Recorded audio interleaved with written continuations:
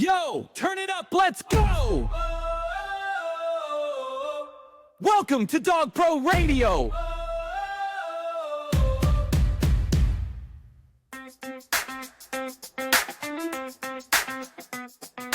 Welcome to Dog Pro Radio! Welcome to Dog Pro Radio. I'm Matt Covey, and my co-host Jason Purgason is here. Hey, how's everybody? I'm doing well. I hope you are as well. We don't have Fabian today. I don't know. I picture him in a bite suit. Yeah, Mark's celebrating. I picture Fabian in a bite suit with like a Malinois on each arm, maybe one on each leg. I don't know. With a cell phone in his hand, like emailing people and carrying on a conversation. Is that what you're thinking, Jason? Probably carrying a laptop with him as well. Yeah. Like a party. He's a busy dude. Who knows what's going on? Yeah, he is perpetually busy. That is for sure. Yeah, that's good. That's what happens when you're important, right? Yeah, I guess. Well, we have an awesome guest today. We have Marc Goldberg. I would guess Mark's looking for the awesome guest. I'll do a quick introduction. I would guess all of our listeners probably know who Marc is. He's been involved in the IACP forever. He's former president. He's been instrumental in the group, done a lot of good for the group. He's also a dog trainer extraordinaire. He wrote some books with the monks and new Skete, which is pretty badass. So we want to talk about that for a while today. And Marc does a lot of work with e-collars. And I'm just going to tell you, Marc, I've heard through the grapevine from a couple of people that you changed their opinion. They went from e-collar skeptics, and I'm talking about not just clients, but trainers, went from skeptics to e-collar believers after watching you. That's great, right? That's really impressive, and that is huge for our industry. So I want to spend some time there today for sure. Oh, you bet. But I guess introduce yourself. Tell us your origin story. We are excited to chat today. All right. Well, thank you for having me. And I'll just quick hit that topic of e-collars briefly, and then we'll end up meandering off of that and circling back. Because really, the tools that we use paint the picture. The canvas is the dog, but this is art. And there are any number of tools that you can use. And the e-collar is just a tool. It's just another way of connecting to the dog. And if you're artful with it, it can be a good tool. If you're not, well, it's a power tool, so it's better left in the box if you don't know what you're doing. And as far as e-collar skeptics go, I think maybe the reason that I've converted a few people along the way is the biggest e-collar skeptic that you would have ever wanted to find would have been me. I thought they were dreadful. So pretty much any tool that I used to condemn when I was a younger trainer, I have adopted as an older trainer and just refined a technique that pleases me, and I think the dogs too. So certainly we'll have to talk about that. But I think first we have to go back and talk about dogs. Why dogs? And I'm going to tell you a quick story about the first real deep connection that I had with the dog, which in my books I've always described as my dog Gus. He's been become like actually I should find his picture, because this photograph of me and the dog, yeah, here it is. This is me when I was 14 years old. So this picture is, I think, from 1973 or 1974. And it's in Let Dogs Be Dogs. He was my first dog that was mine. And I really felt, that he was the first super deep connection that I had to dogs. And certainly he's the one who started me on my path to becoming a trainer, which I'll tell you more about. But I want to skip ahead from that photograph. I want to skip ahead, about 30 years. And 30 years later, after that photograph was taken, I find myself on the board of directors and an instructor at the local dog obedience, the local AKC obedience club.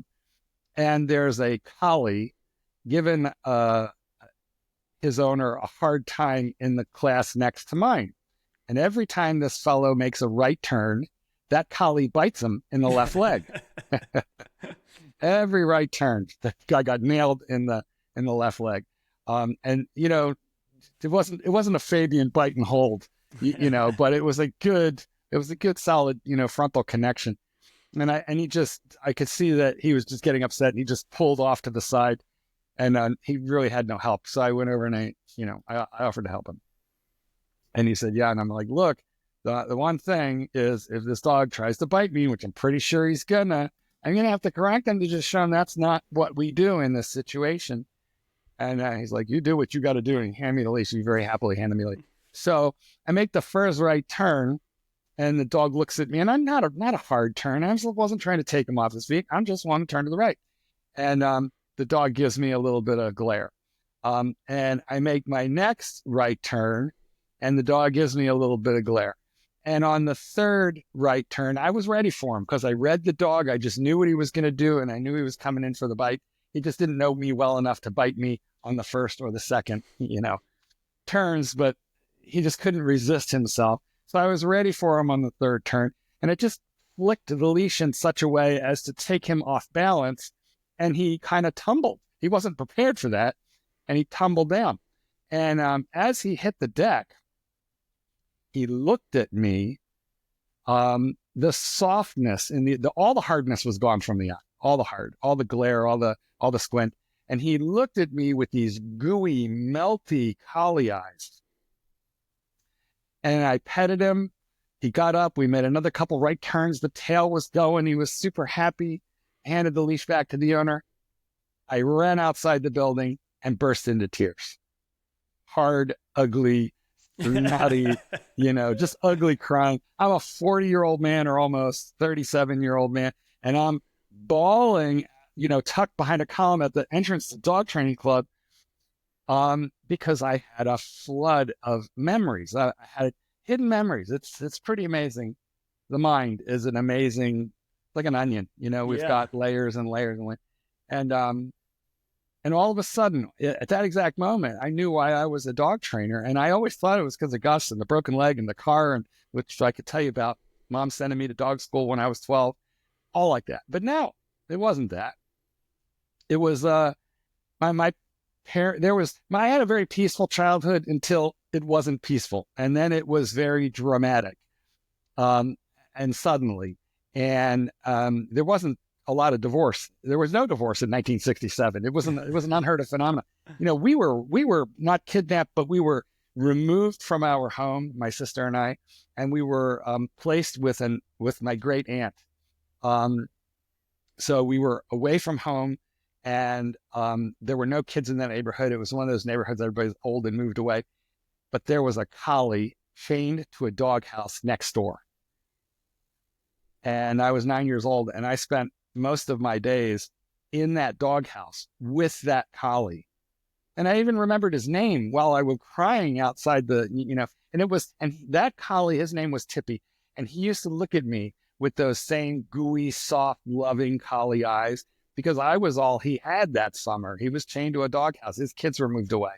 They brought him in at night, they fed him. He was clean, but he had no one to love him. Mm-hmm. And I loved him, and he loved me right back for it. And it was those eyes. So I really feel that when I recovered emotionally, from this flood of memories, I realized it is as pathetic as that bumper sticker that says "Who saved who." It's literally, which I snark at people when I see that, but then I'm crying outside dog training club, realizing, oh my God, I'm one of them. That freaking dog saved my life.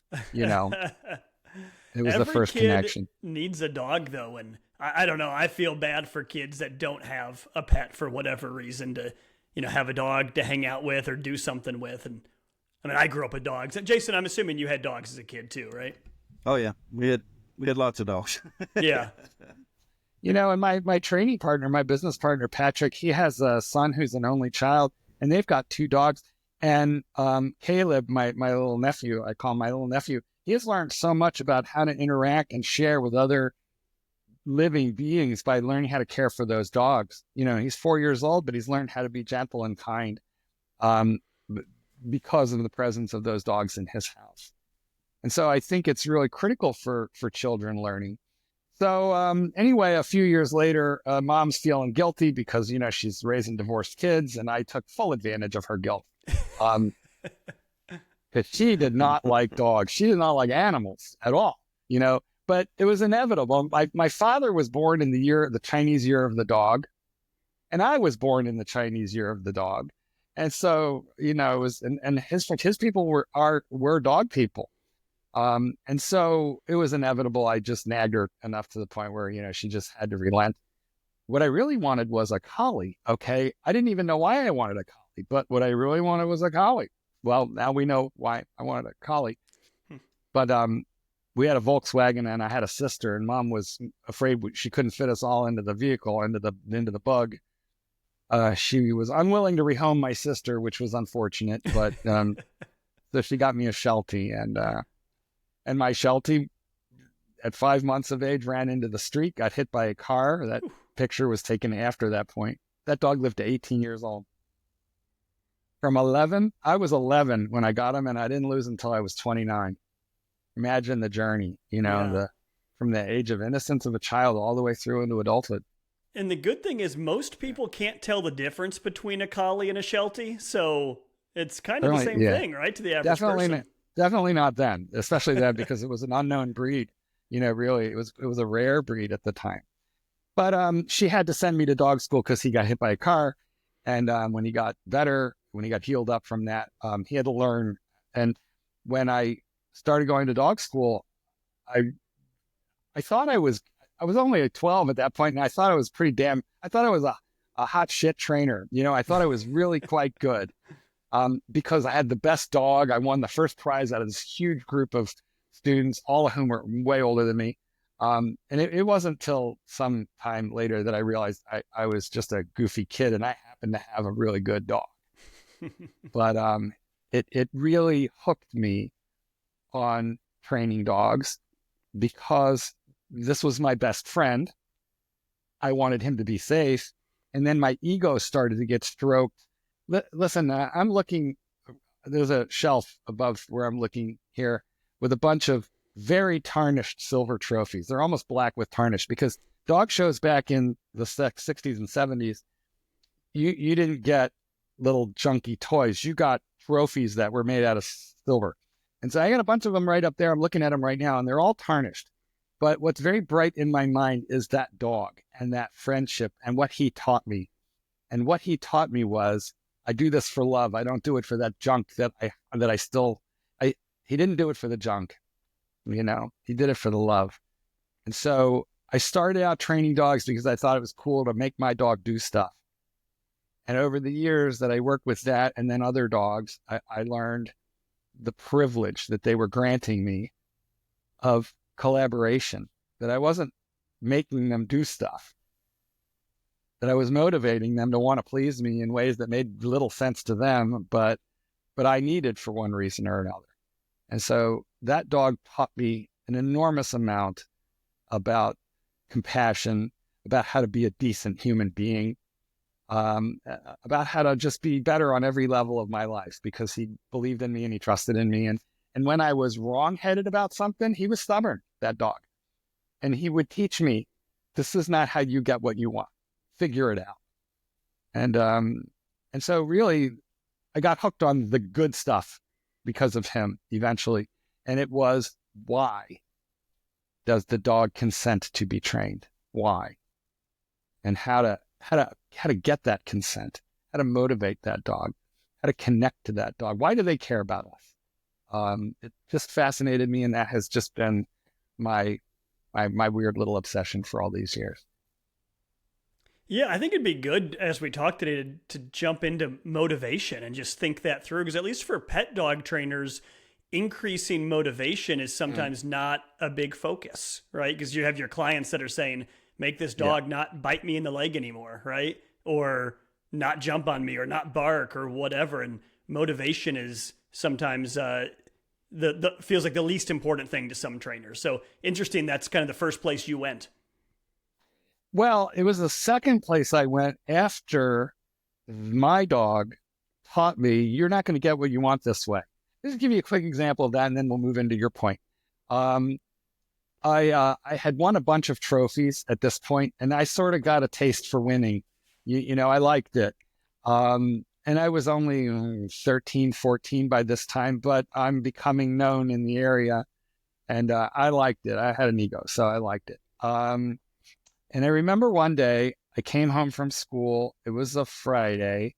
The next day, we were to have a dog show.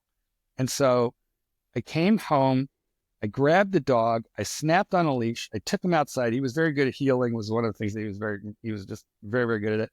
And I just told him to heel, and I just wanted to do a little pattern to warm him up and then move into, it was, I was training him for Open, the CDX title at that point. I don't train for titles anymore.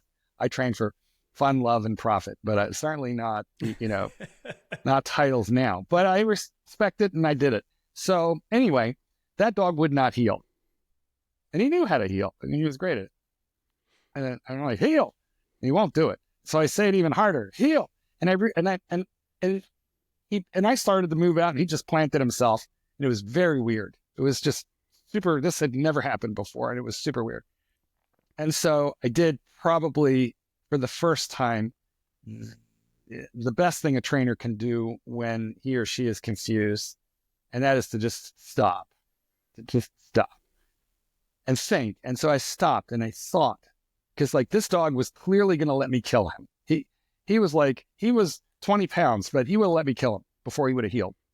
And he was I slept with this dog. He was my best friend. So I kept thinking, what's different? What's different? I come home from school. I play with my dog. I train my dog. I come home from school. I play with I didn't play with him. Forgot to play with the dog. I always play with it. I don't train him. I play with him, and then I train him. Could that possibly? I took the leash off. I sat down. He looked at me like, screw you. I'm like, come on, buddy, get up in my lap. And he jumped up in my lap, licked my face. I scruffed him up a little bit. We had apple trees, and I didn't eat a ball. I always had an apple. So, so we playing fetch with an apple for a few minutes. And then put the leash back on, heel. And he looked at me and he said, now you understand. And he did. And he was brilliant. And he was good. And yes, we won a prize the next day. But the best prize I ever got off of that dog was him explaining to me that day, I do this for love. You do it for other reasons, maybe. But I do this for love. And that was when I realized that I had approached it entirely wrong. Because, Philadelphia, I'm from Philadelphia, the Philadelphia Dog Training Club, it was competitive. Very, very competitive. My mentor there was the first the first person who ever put an obedience trial championship on a dog in the whole history of the AKC. He took the first one. His name was Russ Klippel. So he was a great trainer. But it was a very competitive environment. And finally I learned, this is not about competition for me. This is about motivating the dog to want to please me and then getting the most out of that dog. So yes, no client ever came to me and said, I want to really motivate a dog. They all come, or most of them come with that list that you said, biting, jumping, recall, counters, digging, whatever, that long list. And of course I want to work on that list, and I do, but I don't attack that list head on. I work on everything else that surrounds it because something causes the dog to do those behaviors. And usually it's just lack of clarity. They just don't know what they're supposed to do instead. And if you teach them that, then it becomes much easier to stop the stuff you don't want them to do. And then in the meantime, I don't know, that dog thinks that you're a genius because you know what he wants. And you give it to him in return for what you want. And so, I don't know, dog training is more like play or trade. The older I get, the less serious it becomes. That seems to be a lot of things in life, though, right? As you get older, you get a little more perspective on things that seemed really important or really serious when you were young. Because you want to do good. You've got ego involved. You're fighting through imposter syndrome. I used to. Imposter syndrome is hard. You have to really deal with that when you're like a 14, 15-year-old kid and you are driving to your client's house on a Schwinn bicycle with baseball cards in the spokes. You have to be, it can be a little hard for them to take you seriously when you show up on your bike. Yeah. You know. How do you feel though about imposter syndrome in general in the dog training field? Not just for a kid, but let's say a 25-year-old trainer, a 30-year-old trainer, relatively young. And a lot of people go through that. What do you think causes that and how do you solve it? Well, first, let me say this. In my opinion, the best people go through it. The most dangerous people are the people who have never had a doubt about their abilities in their entire life. They just have the conviction that they're right because they're right. Those are the people who don't know what they don't know. And although I think a sense of confidence is a good thing, I do. I think that if you're listening to us right now and you feel like sometimes you suffer from imposter syndrome, well, welcome to the club. I feel like that makes you a self-reflective, self-aware person, which is makes for the best kind of trainer, because we have to absorb the vibe from the dog, which makes us sensitive people at best, you know? So at the end of the day, I'll tell you just a quick story. How do you get over it? I don't know. I'll let you know if I ever do. I like that. I remember one time, guys, I was typing, I was, writing one of the books, and I had this moment where I just, wrote a paragraph that really just nailed what I was trying to, explain. It just felt kind of a little inspired, as opposed to other times when I had to labor and, rewrite and tear up and start over. This one just flowed out right. And I pushed the button for the period, and I was like, this is so weird. I type it, and it goes into a book. And when it goes into a book, it must be true because it's in a book. And I remember thinking, whoa, this is the Matrix. I need to stop analyzing that point. I say it and therefore automatically goes into a book. I need to really believe it, experience it, and have what I write be the product of experience. So I feel that I'm actually know what I'm talking about. But I want to say, I think we all suffer from that to a certain degree. And the real trick is to forge ahead anyway.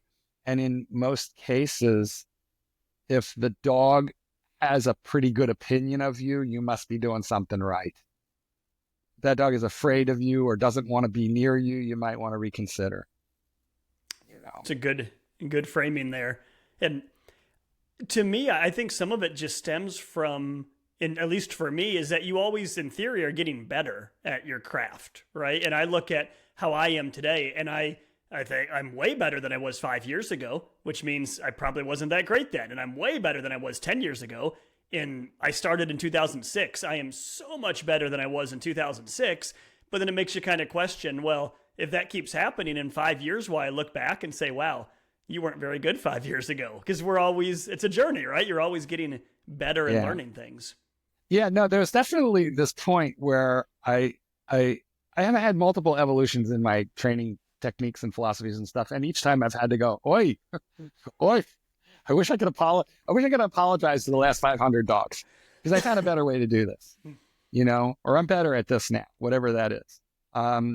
So I think, people of good conscience have that feeling, but I can assure you, if you started in 2006, by 2007, you knew more than the clients did, So, and that's part of the trick. But, ultimately, this is such an amazing profession, really, because the variables are absolutely endless. There are millions and millions of variables, and we as trainers, we're processing them a lot of the time in real time, which is to say, the dog, like that collie who on the third right turn, I knew he was going to bite me before he knew he was going to bite me. Well, that was just experience and sensitivity to situations like that. And so our database gets richer and deeper the more we're exposed to. But, I'll bring in IACP for a quick moment. The amount of knowledge that is shared today through an organization like IACP versus when I had to walk to dog training school uphill in the snow, both ways, alone, barefoot, bleeding. It's amazing. Like what we today offer dog trainers, the educational opportunities, it's stunning. Because literally in my era, all I had was a couple or a few books. Eventually, the dog training club let me in. Eventually, but that wasn't until I started beating them at dog shows, because they didn't want a little kid, in their club. So, I have to say, and if you go back 30 years, dog trainers did not. It was all secretive. Whatever you knew, you kept it because you wanted to sell it, or you wanted to compete with it and you didn't want anybody else to know your stuff. There were a few books, thank God for Blanche Saunders and Training You to Train Your Dog, written in like 62. She really helped me out. And even Keeler, who wrote his stuff in the very early 70s, late 60s. But there was very little information. But today, man, at every IACP conference that I've ever been to, and I went to like the first 15 of them, I only missed the first one. Started with number 2 through, I don't even remember how many. The number of people I met, the amount of information I gathered, it's stunning. Even in our journal and now with a podcast, there's just so much information available. It's a beautiful thing. It gives a lot of opportunity to younger, newer, even older trainers like myself to learn new things and meet new people. It's a great thing. Yeah, backing up a little bit to one thing you said that sort of resonated. As trainers, oftentimes we are sort of judged by our success. And I think that's really kind of a bad way for others to look at it. I get students coming through my program a lot, and they're like, yeah, you must have had a lot of success doing this, and, you're able to do this because of that. And I tell them all the time, it has nothing to do with the successful outcomes I had with dogs. I've simply had the opportunity to make way more mistakes than you have. And that's why I'm able to do what I can with this dog, because I've learned from all those mistakes. So going back to you talking about apologizing to the last 500 dogs, I've been there as well. And looking at things and questioning why did I do it that way? And why is this so evolutionary at the moment, I guess? Well, it's so easy to get, it's very, very, in dog training, it's super easy to get what we call confirmation bias. You do a thing a specific way, and it works, you get what you need. And so it confirms for you that way works. And then you become biased that that's the way that works because that's my experience. And so we become biased that is the way it will work. And then we may criticize or poo-poo tools and techniques or approaches that are very different than what has been working for us. And that's a personality flaw. And it is an ego flaw. I don't know. We are 3 men. I think it's a little stronger in dudes than it is in women. I certainly know that it was in me. And I'm going to tell you a quick story about how a woman cut me right down to size. So in the 90s, I had been training dogs for, quite a while. And when I was in college, I trained my way through college for, spare money. And I always had, clients for private clients. But then I moved to Chicago from Philadelphia, and I had this greyhound that I adopted off the track, and she was obviously fast, and she needed a recall for, obvious reasons.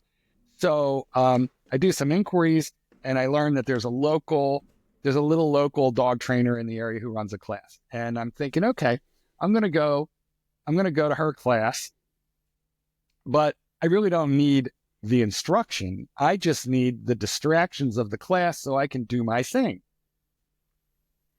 And I'm also thinking, like, I'm from Philadelphia, the East Coast.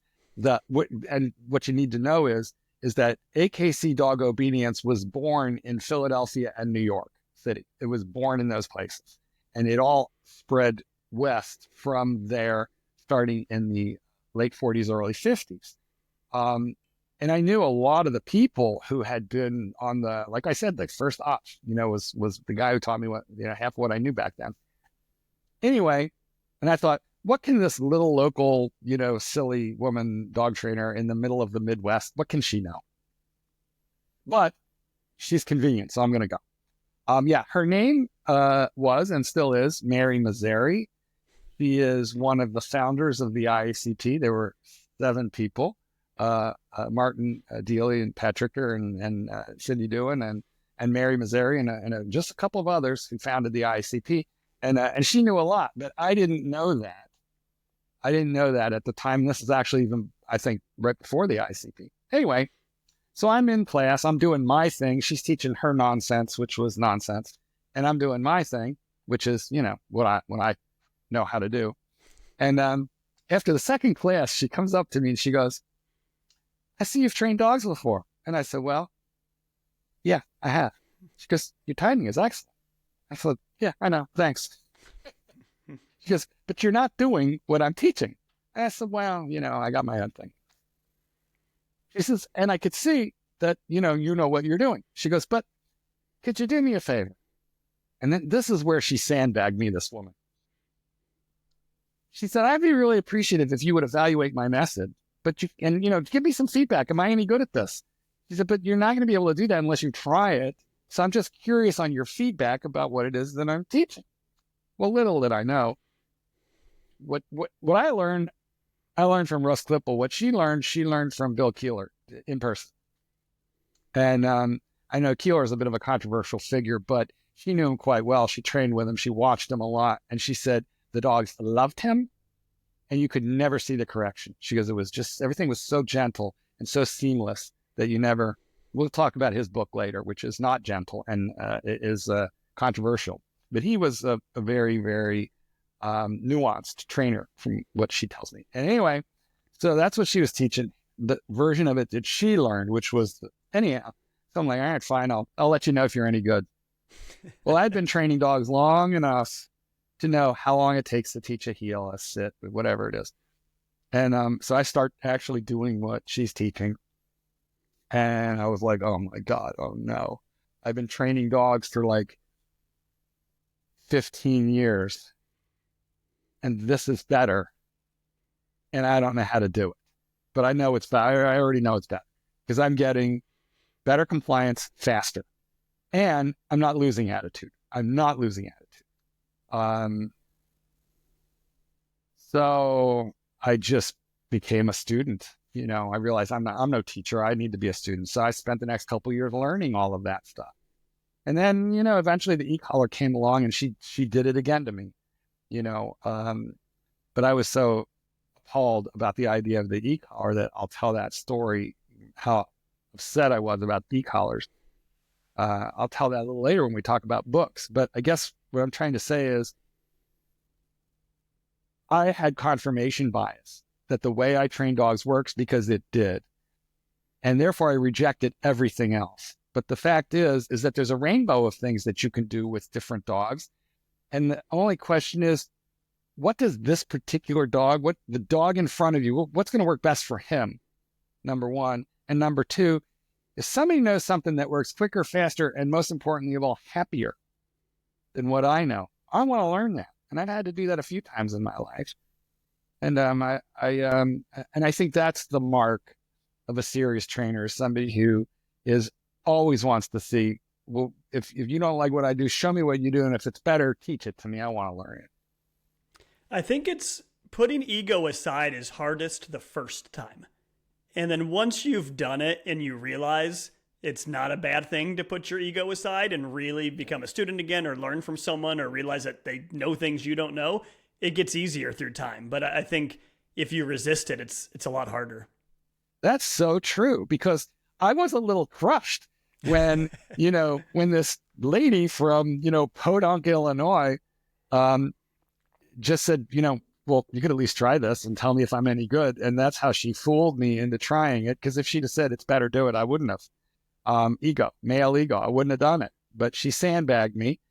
And I had a decision to make at that point. And I knew I did. I knew I was right at a crossroads right then. 15 years later, I either had to honor my ego or the dog. And I had to pick one because I couldn't have both. I couldn't keep my my fortitude and get the results that I saw that this was capable of getting, that I was capable of getting if I would learn a new approach. And so luckily the dog was more important to me. And that's where I made my decisions based more on my dog's needs than my own. And that can be hard to do, but it works for me. All right, well, why don't we pivot and let's start talking about the monks. I know when I was, getting ready for this interview, I was just excited to hear about these monks. I mean, there's so many questions. So and maybe a lot of listeners already know more than I do, but I've got 1,000 questions. So I guess fill us in on how'd you meet the monks? What was that like? How did you get hooked up with them? And we can figure it out from there. Okay, great. And then hit me with any questions you want. Well, first, by the way, I always tell people that's the monk. I'm the good looking one. So this is the way that you can tell us apart, because since I grew the beard, we've become very and I've gotten older. We've become very difficult to tell apart. So, well, way back in the distant past, I had Jason's job. Jason, you're the current president of the IACP. My condolences and blessings. Well, you know what? Real quick, as an aside, guys, or you're listening to this, I know you're ICP members, a lot of you. It's a wonderful organization. I highly recommend it. But governing a dog trainer's organization is a little bit like herding cats. It's not so easy because we're all very committed and we all have ideas. So, but I was the president of the IACP at this particular time, and we had a conference. The monks of New Skete were to be inducted into our International Hall of Fame. Now, the International Hall of Fame is for people who have had impact on an international level in the world of dog. And by the way, my books with the monks now being translated into Polish and are sold in 37 different countries. Wow. So Wow. this was this is the reach that I've been able to get into the world, via my relationship with the monks. The monks were to be inducted. Now, the monks live in a monastery in upstate New York, about 45 minutes northeast of Albany, in the mountains, about 7 miles from the Vermont border. So it's like New York, New England, where their monastery is. And I knew of the monks because I grew up reading their books. The first book they ever wrote, I have a copy of it on the shelf right in front of me, is called How to Be Your Dog's Best Friend. And that book sold like 1 million copies. So it was a huge book. And by the way, what I loved about it, just to tell you a little bit about the monks' philosophy, is that book every book before that, including the Keeler book, every book told you how to train a dog, how to get a sit, how to get a heel, how to get a down. It just told you step by step what to do. But it didn't tell you why. It didn't tell you anything about the dog's psychology. It didn't tell you any of the nuances about the human-canine relationship. It was just like a nuts and bolts 1, 2, 3, like a cookbook. And along came How to Be Your Dog's Best Friend. Think of the title. It isn't how to train a dog. It's how to be your dog's best friend. And so it talks all about the human-dog relationship, the history, how dogs think, how dogs relate to people, how people can relate to dogs, and then ultimately an integrated training system on how to help that dog succeed in your home. So it was a brilliant book, just a brilliant book. And so I was in awe of these people. They breed German Shepherds. They train dogs of all breeds, and they write books. Well, anyway, so Brother Christopher had written a book called The Art of Raising a Puppy, which is the finest work on puppy rearing that I think that you could find. There are other good books, but his is the encyclopedic, covers everything. And anyway, he was the monk nominated by the group of monks to come to the conference, and I met him there.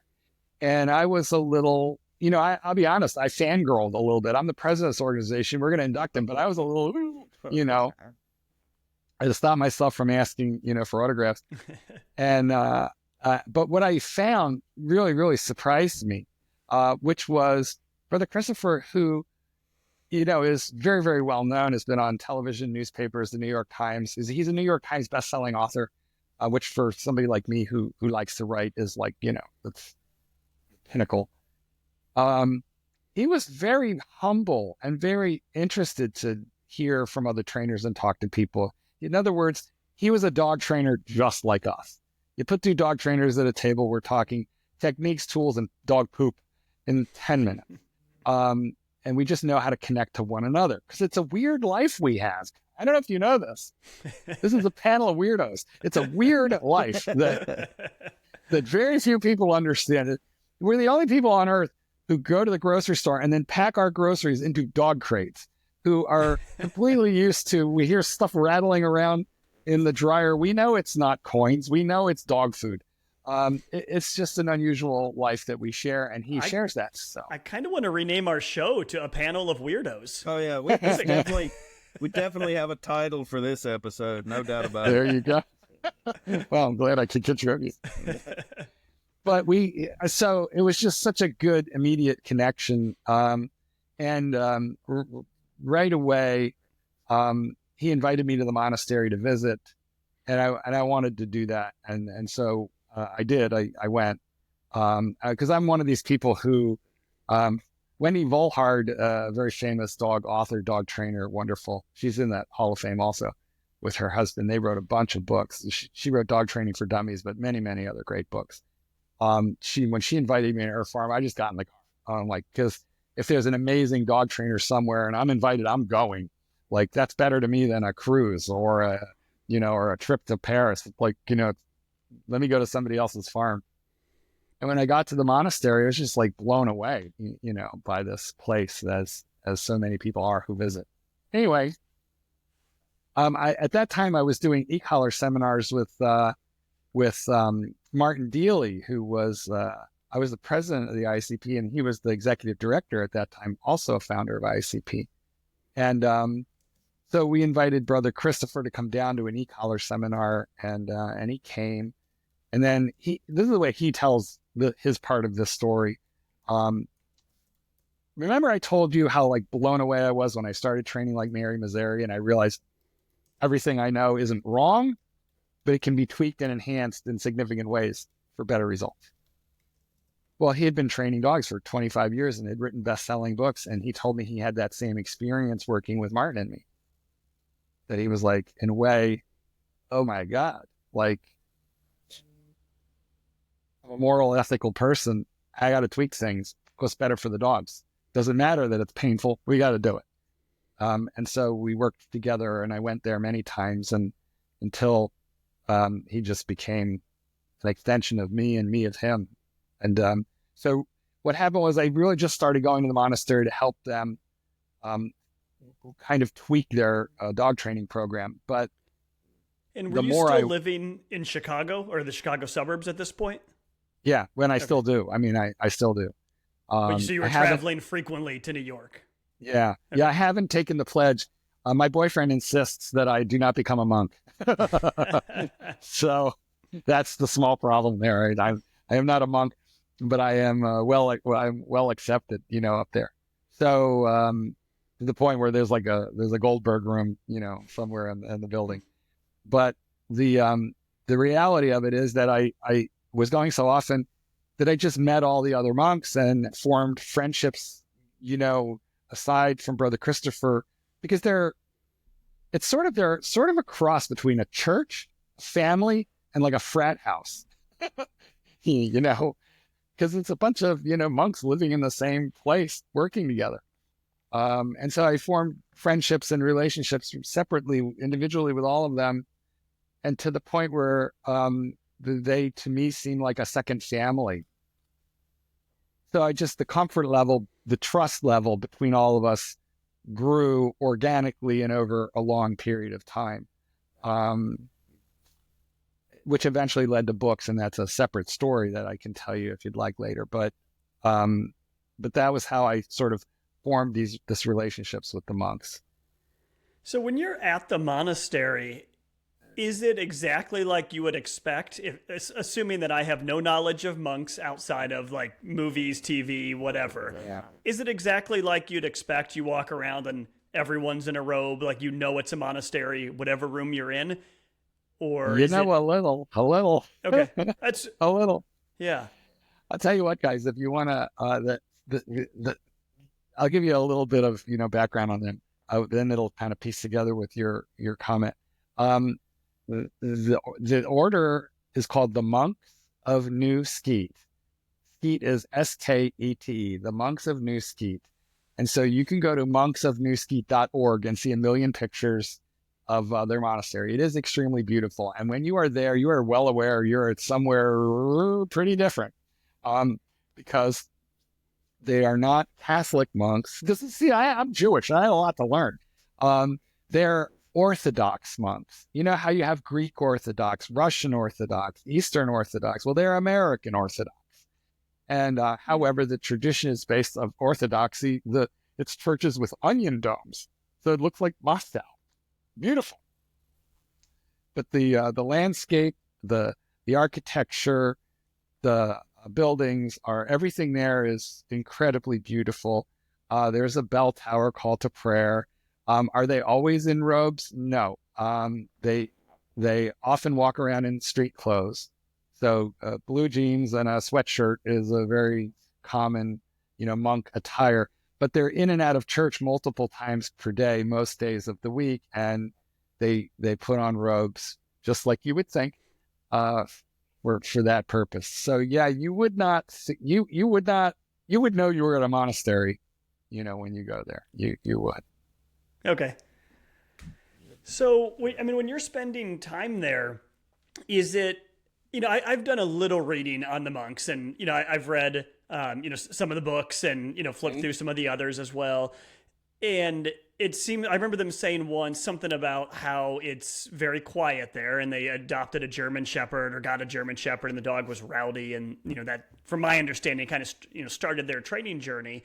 Yes. So is that what it's like? So they have a lot of dogs there. I'm curious, how many dogs? And then what is it like? You have all these monks, all these people, all these German Shepherds. Is it quiet and peaceful? So, yeah. Yes, but. So let me explain. Yeah. First, their order was formed in the late 60s. And these were a bunch of men physically building the buildings. So they were literally building their own buildings. And they were pretty poor. Because I really didn't know how any of this worked. Like I said, I'm Jewish, but it turns out these guys have to earn their own money to build their own mission. And said they did farming and all kinds of things, in those days to try and buy enough money to buy like boards and nails and stuff. So a friend of this group was a breeder of German Shepherds, and she gave them a pair of females, really nice ones too. And she said, I'll bring a male around and we should maybe breed. You could have a litter of puppies this way, because they fell in love with these dogs. And it actually turned just a bunch of guys into a family because they shared the dogs, right? But yes, they were rowdy. And one of the brothers, Brother Thomas, who's deceased now, but Brother Thomas, he was just a natural born dog trainer. And so he trained those dogs. And then there was a litter of puppies, and the way Brother Christopher tells the story makes me laugh. He goes, because they turned around, and now there's like 15 German Shepherds on this property, and they're eating the house that these guys built with their own hands, and they're eating the church. And so Brother Thomas organized a class, and then he had to teach all the other monks how to teach these puppies to not be crazy. And then they had to start figuring out, what are we going to do with them? Because we got 15 German Shepherds now. You may have seen, or if you haven't, you can look it up. It's a pretty famous picture. It's in some of their books, and it was printed in Life magazine. The monks at a service in church with like 15 German Shepherds on a downstay during church. And then also the same picture, but in the dining, they have a big dining room where everybody eats at once together. And they just would put the dogs all on downstays, and while they would have meals. So what happened is, now the parishioners who come up, they're on top of a mountain. The parishioners who come up the mountain for services on Sunday, Mass, liturgy they call it. But those parishioners were seeing these like incredibly well trained puppies, and so they bought them. The parishioners were all like, can I buy one? I got a friend. And so they sold off these puppies. And what happened was they were having a terrible time. They were starving trying to like raise cattle and sheep and make sausage. And the monks were starving at that time. But this dog thing was going pretty well. And so it kind of grew, a little bit organically from that. So, and then people started bringing them dogs that they hadn't bred, different breeds, and saying, can you train them? And they were like, well, we don't know. We've only ever trained ours. We'll try. People started paying them to do it. And that from there developed a training program. And the most interesting thing is one guy drives up there from New York City to pick up his dog after the board and train. And this fellow says, I can't believe what you've done with my dog. This is unbelievable. You guys should write a book. And they were like, hey, what do we know about, for months, what do we know about books? But the man was an editor at Little Brown, which is one of the largest publishing companies in America. And he said, I'll help you do it, but I'm serious. We should do it. And I would like to sign you to a contract to do it. And that's how they became New York Times bestselling authors, because that book sold 1 million copies. That was How to Be Your Dog's Best Friend. And then, of course, from that, they got a TV show on Animal Planet, and a lot of crazy things happened, but good things. It's amazing how a chance encounter can turn into something truly life-changing. Happened to me that way, because if he wouldn't have come to the conference, I wouldn't have met him. If he didn't invite me, I wouldn't have met the rest of them.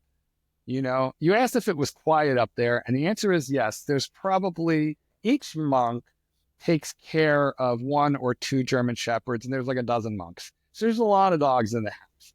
But they each have, the monks, they each have their own rooms. They also, and the dogs sleep with the monks in their room. I'm pretty sure Brother Gregory, he claims that he doesn't let that dog in his bed, but I don't believe him. All the rest of the monks are very, correct about the dog bed. I think Brother Gregory might cheat with his dogs. I think he's the weak link on that one there. But some of the dogs will come to dinner and do a downstay. Some will be kenneled. They have a kennel area where sometimes they feed the dogs. But yeah, you often see the monks are responsible for these dogs and these are the breeding dogs, the ones that they don't sell, because they do breed and sell puppies. It's a very carefully curated, the amount of health testing and genetic testing that they do on their line of dogs is quite extreme. So this is a very nicely curated line of dogs. They're very good. They're very fine breeders. But so each monk feeds his own dog, grooms his own dog, plays with his own dog, exercises. The training kennel will train the dog, and then the monk will keep that dog trained. And so it is a bunch of trained dogs. They're not running around loose. They are, sometimes they are, but they're under voice command. So let's just say they live in a giant group, and the monks make it work because these dogs are so well adjusted and well trained. That's amazing. I'm just picturing that many German Shepherds in a house, even well trained, just the potential for scuffles and chaos and all the things that dogs can do. Well, that's a point. Okay, so here's how that gets handled. The monks are real sensitive to, the vibes in the air. And so they well know which, and by the way, you're talking about all intact males and all intact females. And the monks know very well which bitch doesn't like which other bitch. And none of the boys like each other once they get of breeding age. When they're young, they like everybody. But the boys tend to, it's not like instant fights or anything like that. But there's just, some of these dogs have tension with other dogs. And so they just coordinate, who wants to bring, if Helga's coming to dinner, then I'm going to leave Habib, in her kennel, and I'll take her out for a run down the road tonight instead. Gotcha. So in other words, there's management in place to quite a bit to make smart decisions. Yeah, there is. But the dogs are not under frequent command. They just know how to behave. They can put them in a downstay, and they do sometimes. But I don't want you to think it's a bunch of robot dogs under orders constantly. It's a bunch of dogs living in the house with people who know how to manage them by and large. Now, brother Luke, uh, he raises a lot of the puppies, particularly the ones they think they're going to keep. They look at a puppy and they go, "Ooh, this one, we're going to save this one for our breeding program." So I remember brother Luke. It's not assigned seating at dinner, but you just gravitate to a seat and you keep it. So I would have dinner next to brother Luke every night for a couple weeks running when he was raising these 2 5-month-old puppies, Raisa, and I forget the other one. But anyway, these two female puppies. And what he would do to teach them how to behave in the dining room is he would tether them to the table, right? So they could move a little bit, but they couldn't be tearing around, or jumping up on the table. This is how they learn to calmly relax. The monks wrote a lot about tethering in the art of raising a puppy. But, it's kind of like family style self-serve. So when Luke would be up, putting food on his plate, I'm sitting next to these puppies who are not molesting me. They're being pretty good about it, but they're interested in me. And I had been working down at the training kennel, which was a different building. So I had a pocket full of treats. And these girls knew I had a pocket full of treats. So I look, Luke doesn't see me. So I reach over, I give each of them a couple of treats, which makes them a little happier than they should have been, So when he came back, he could tell they were a little more animated than when he left. This is a monk, okay? So he sits down, he starts eating. He doesn't even look at me. He just says, "If you do that again, I'll break your fingers." But he just keeps eating. So you almost got kicked out. I know better than to feed dogs at the table. I know better. I'm a dog trainer, but they weren't my responsibility. They were his, and they were cute. So, I got busted that day.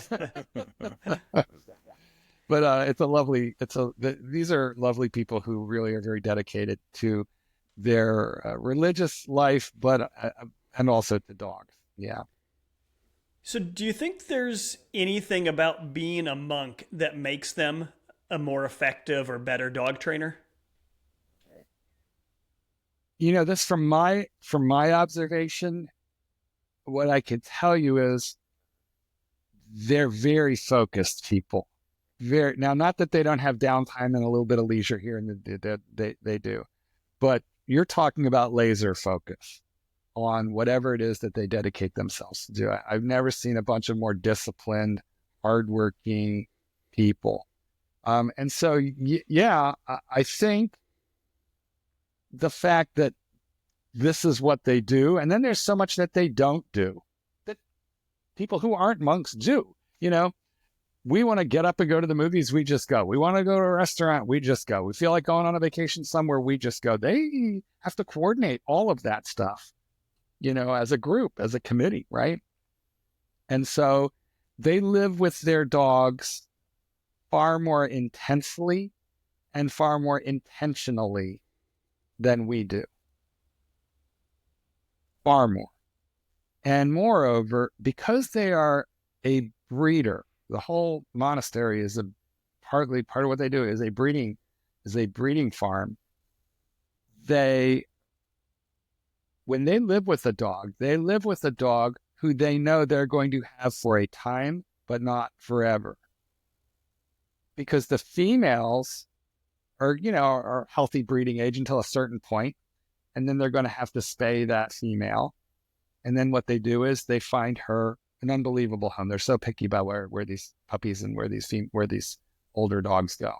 And in fact, there's a long line, a very long waiting list to get one of their older dogs because they're super trained, super socialized. You can take them anywhere, mix them up with anybody, on leash, off leash. But if you're living with a dog who I'm in 5 years, I might have to part with you. The relationship intensifies. And, they do have one another as family, right? But the intimacy is with the dog.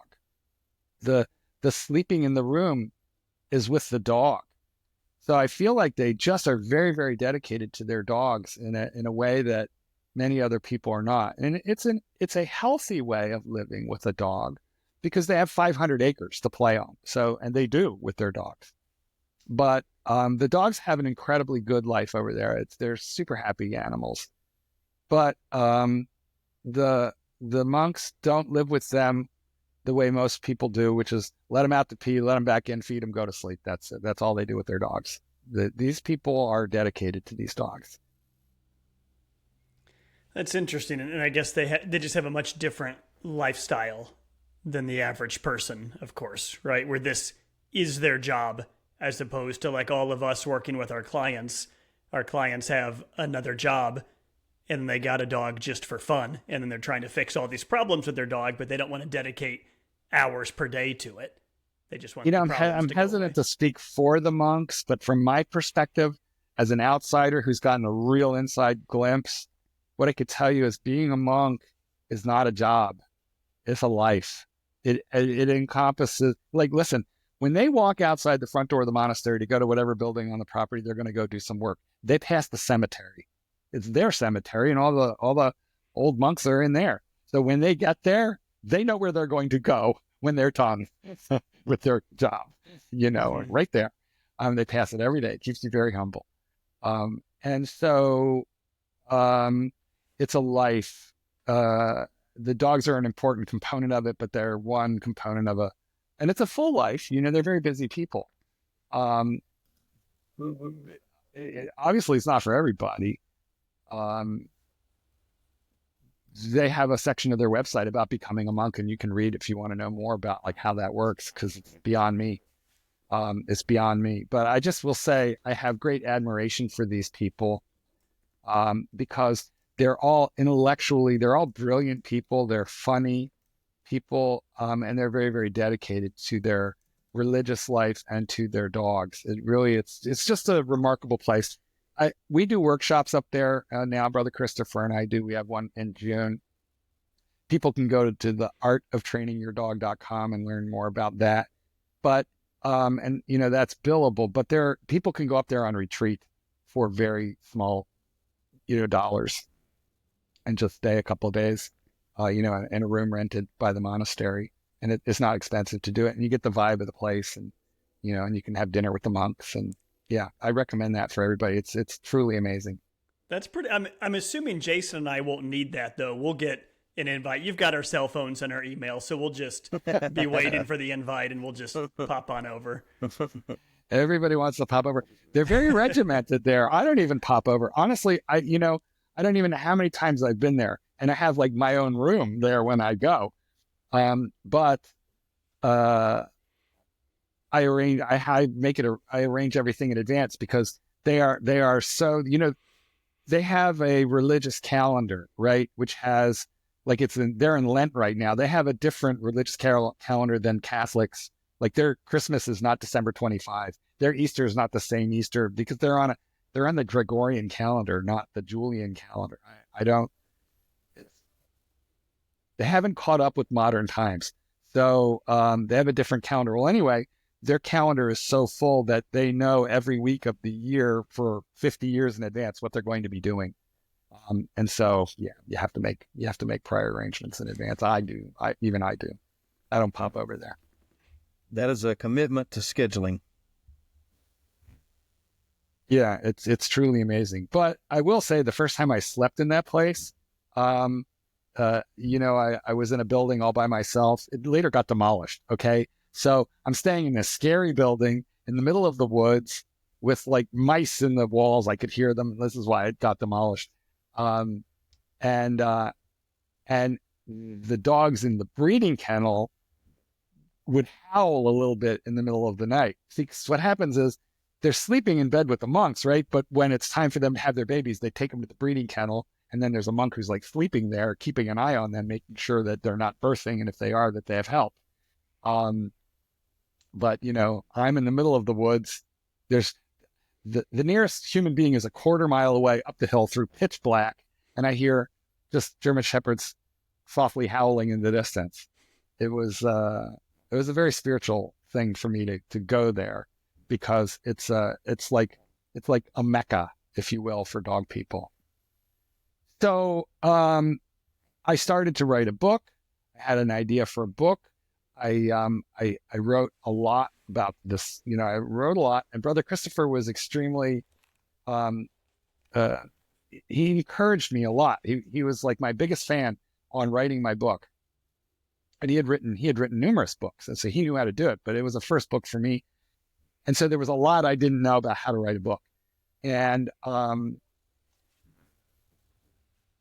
I got about halfway through it, which is a lot of work. I had like 30,000 words written. It was a lot of writing, and I liked a lot of the material, but I was just so stuck for organization and knowing how to finish it that I just put it aside.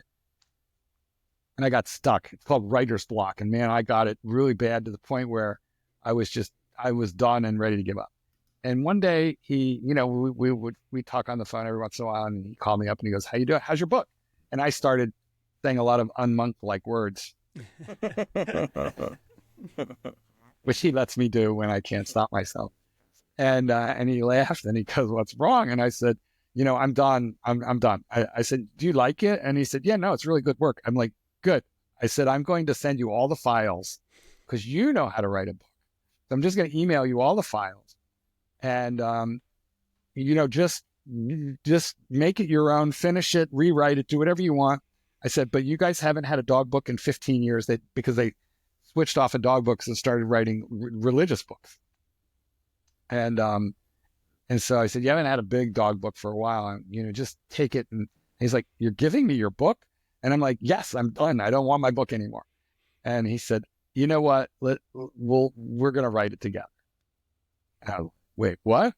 And he's like, "You can't give away your book." He said, "But we could do it together." And that was a big surprise to a lot of people, like primarily his literary agent, because you don't just publish a book. You have an agent who handles, all of that material for you and gets it sold, and the other monks.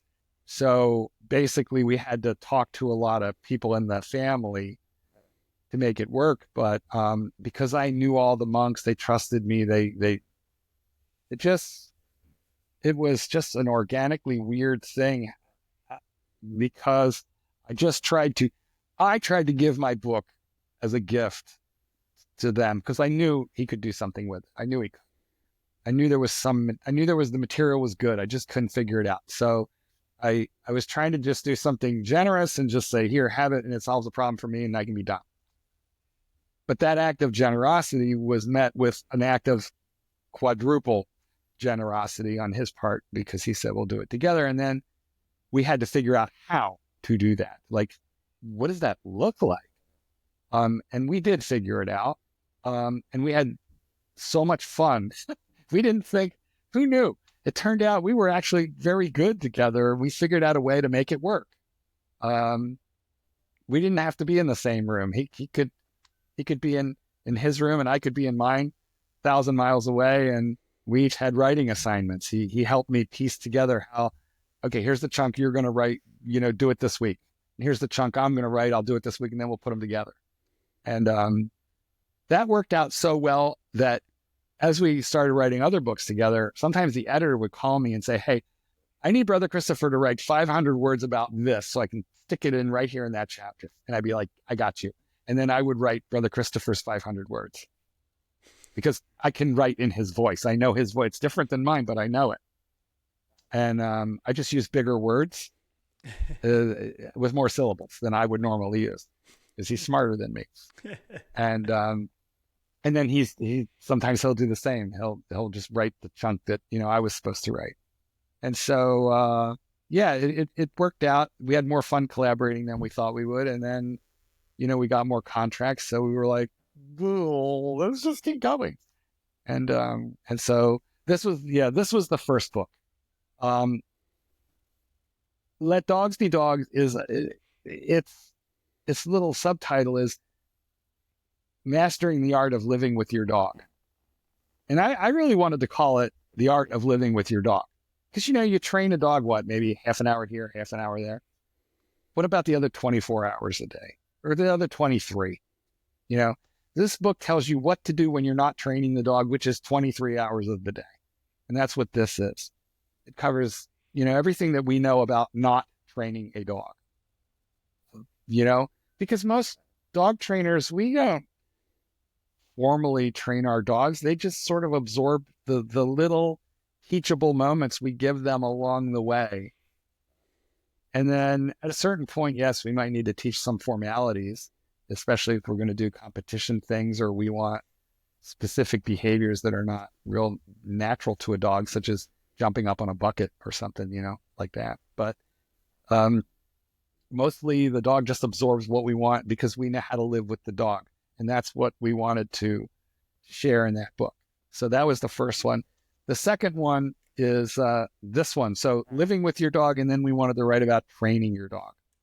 And this is the e-collar book. And it almost didn't happen because I didn't like e-collars. I was angry about e-collars. And the reason I was angry about e-collars was the first one I ever saw numbed my arm from my fingers up to my shoulder when I put it on myself and hit the button. And woo! And that was in like 1970, yeah, about 1975. And because they had e-collars back, but they were terrible, and so I was against them even for the next 20 some years, even though they changed, but I didn't change until I did. So. I mean, I can understand that completely because I went through that same challenge where I had seen someone use an e-collar really poorly. So my thought was, well, I hate e-collars because, I mean, they look like a bad tool. And I was so resistant. I was a professional trainer and wouldn't even consider it. And then I saw someone using a collar once well. And I was like, maybe there's something to this. But the first person I'd seen use it, it was just like put it at a high level and use it to stop bad behavior. Yeah. And it was too high. It wasn't, there was no art to it. There was no teaching. It was just a correction tool. Mm-hmm. So I can understand completely. And then when you open your eyes and ears and start to learn, it's amazing what can be done with them. Yeah, it truly is. But it takes an open mind, which I didn't have. Okay. I had a very closed mind. I thought it used badly. I felt it used badly. I was done for 20 years. I thought, this is a bad thing. And maybe it was for that 20 years, but listen, technology changed. Listen, I'm holding in my hand a device which contains the entire body of human knowledge. I use it to fight with people on Facebook. I just fight with people on Facebook and I watch cat videos. That's what I do with the, so things change and the world changed, the technology changed. E-collars, not all of them, there's thousands of e-collars and most of them are garbage. There's a half a dozen that are not. So how do people even know which ones, we had to tell them which ones aren't trash because most of them are garbage. Most of them are capable of hurting your dog and nothing more. But ultimately what happened was I went to a seminar where I saw somebody train dogs with e-collars, a new generation of e-collars. This was in the 90s, late 90s. There's a new generation of e-collars that were certainly much more advanced than what, I fried myself with back then in the 70s. And what I saw this trainer doing with dogs was intriguing and upsetting. It was both. It was like double-edged sword, right? The intriguing part was I know how long it takes a dog to learn this or that or the other. Or at least how long it takes me to teach those things. And I saw this trainer teaching those same things to dogs at lightning speed, much, much faster. And that was intriguing. However, the stress level on these dogs was unsettling. Okay. It was disturbing to me. What did I see? I saw stuff that I think really almost anybody could see, but as a professional trainer at that point, I think I just had a good eye for what the dog was thinking, feeling. And these dogs had elevated respiration rates. They were salivating. Their pupils were dilated and blown. They were in stress. And what they were trying to figure out in their stressful defensive situation was they were trying to figure out, what do I got to do to make this stop? And I want to do that as soon as I can. So it wasn't so bad that they went into flight. Then again, they were held on leashes. So they knew it. Anyway, after I saw this, I thought, this is beautiful. And this is horrible. but it's beautiful, but it's horrible. And I was very torn about, I mean, I could never do what this guy was doing because I didn't want to see that look on any dog's face. And so what I did was, it was another point in time when I had to take my confirmation bias, okay, my own bias, and say, ooh, I think I got to start over. And so I spent about 4 years, legit about 4 years, trying to achieve some level to take some of the good, the best of what I saw, but to eliminate the nasty. And there was so much nasty that it was hard to do that. And it took a long time. And there was no manual. There was no mentor. There was, Mary and I were kind of working it at separate angles separately. And then once in a while we would compare notes, but there was just no guidance on this one. But this is what I tell people I teach e-collar to now. Everything I knew about dogs came into play, even though it didn't involve e-collars, because what I had learned to do over the 25 years, 30 years I'd been training dogs at that point, I learned how to read a dog, to understand, is he curious? Is he trying? Is he defying? Is he confused? Is he afraid? Is he ignoring? Is he, farting around in order to just distract? Like, what is this dog thinking right now? And that I could do. And so I just started piecing together. So I get dogs to do things quickly now, but not as quick as that guy. I don't need to teach a sit stay in 5 minutes. I'm fine with doing that in 5 days or 10 days. Why do we have to do it in 5 minutes? That's ego. That's ego. You want something in 5 minutes, it's because you want to show off to other people. But so quick kind of dog nerd question for you. I'm just trying to picture what this trainer was doing. Was it like high pressure, negative reinforcement training? Yes, correct. Okay. Exactly. Correct. Yeah. So I could see how you could get some pretty quick results and also stress out some dogs with that. While you are sitting, it doesn't hurt. So you might want to continue sitting because it's going to hurt if you don't.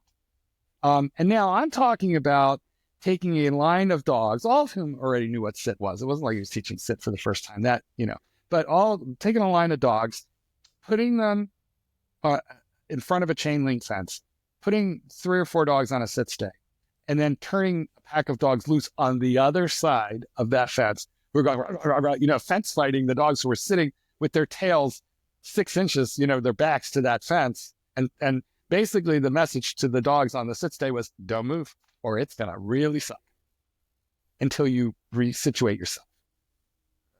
Well, it worked. Mm-hmm. It worked. I saw dogs who just figured that out pretty quick. But it was ugly. It was really brutal. I trained dogs because Hippie in the doghouse while I was 9 loved me when I felt that nobody loved me. That dog comforted me, and I slept with him in that doghouse a lot of afternoons. And that's why I wanted a dog, and that's why I got a Sheltie, and that's why I quickly learned it wasn't the best. You know what? Let me show you a couple of things. They're on the shelf in front of me. Give me a quick sec. That dog that I showed you, my Sheltie, the one up on my knees. Well, these are just a couple. You know what? This stuff will polish up, if I would ever polish it. But, somewhere on them, they're engraved. What's this one? This is the Perkiomen Valley Kennel Club, 1972. I don't remember what this is for. It might have been a high-end trial. I won a couple of those. But I have so look how tarnished this is, right?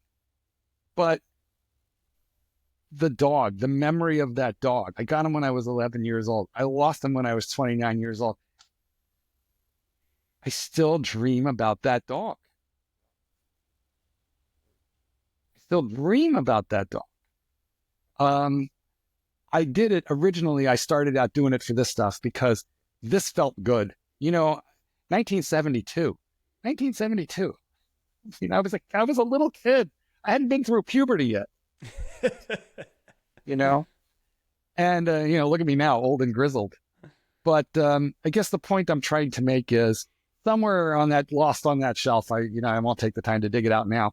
Somewhere on that shelf is a dumbbell. You throw the dumbbell over the over the hurdle, and the dog brings it back.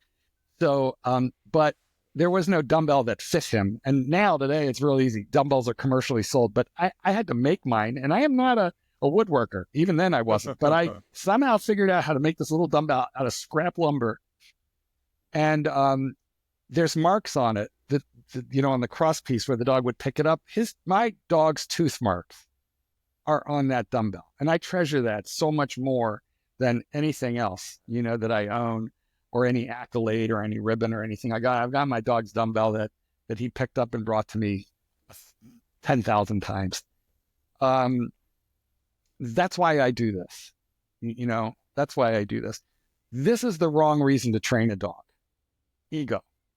I mean, I say this because he won this, but it means something to me. But ego is the wrong, and too many of us get into it for ego. I thought I had to learn a lot. The dog taught me a lot when he was like, "You could kill me, but you can't make me heal unless you play with me first. Kiss me and buy me dinner, and then we'll talk." And it was such a lucky thing that I learned that lesson when I was that young. Because I had 10,000 hours in by the time I was 16 years old. So circling back for a second, just you had mentioned ego, and then you were talking about that trainer that was getting dogs to sit stay in 5 minutes. And your point was, hey, maybe it's okay if that takes a week. How do you handle that conversation with clients? Because I'm sure you get the same thing I do sometimes. People want things quickly, and you have to explain to them, we need to do what's right for your dog. How do you handle that conversation? Any tips for the listeners? Well, I think if you were to tell the average client that you could help them build a sit stay in a week, they'd be flabbergasted that it was that quick. They don't think it's possible at all. Now it is true that people can be impatient with dogs and send them mixed signals. I mean, how many times have we seen it? People are like, "Oh my God, I missed you so much. Stop jumping." I mean, like people will flip on a dime, like that, which is just confusing to dogs. So certainly people need education, but I don't take the timeline really so much as one of them. I do probably more board and train than I do lessons, although I really like to I love to do lessons. Because when I do lessons, I have more time with the owner and I can bring them into the process in a deeper way. And I know they learn more then. So I really like to do lessons. But in my market, most people want to drop the dog off and pick up their folded laundry, take it home. And then I'm giving them the components that they most need now. And then I just guarantee my work for a lifetime so that they won't be shy to come back to me if they need help later. I want them back if they've got questions or problems. But I find that on average, I can take the average knucklehead dog from knows nothing all the way through off-leash reliability in 3 weeks. And so that's what I'm teaching in my kennel. The book slows it down because I'm dealing with people who have never done it before. The book is not for dogs, it's for people. So this book takes the training program into a day-by-day, step-by-step program that takes 6 weeks to complete. But I think if you told most people, hey, you could have a fully trained dog in 6 weeks, they would barely believe it because it sounds fast. I've got a copy of that book right here, and Jason and I were just talking. We're going to make a book about how to train a dog in 5 weeks, and it's just going to be amazing. People are going to eat that up. Yeah, I don't think they really care. That is a funny point, but I don't think people care how long it's going to take. I think people just want to know how to do it and that there's light at the end of the tunnel. I feel that today people are just too busy. Leisure time is a thing of the past. And that's why class rates have fallen. I mean, in a way, this has been kind of good for dog trainers because classes are economical to manage. Board and train much less so. So people will pay a great deal more for board and train.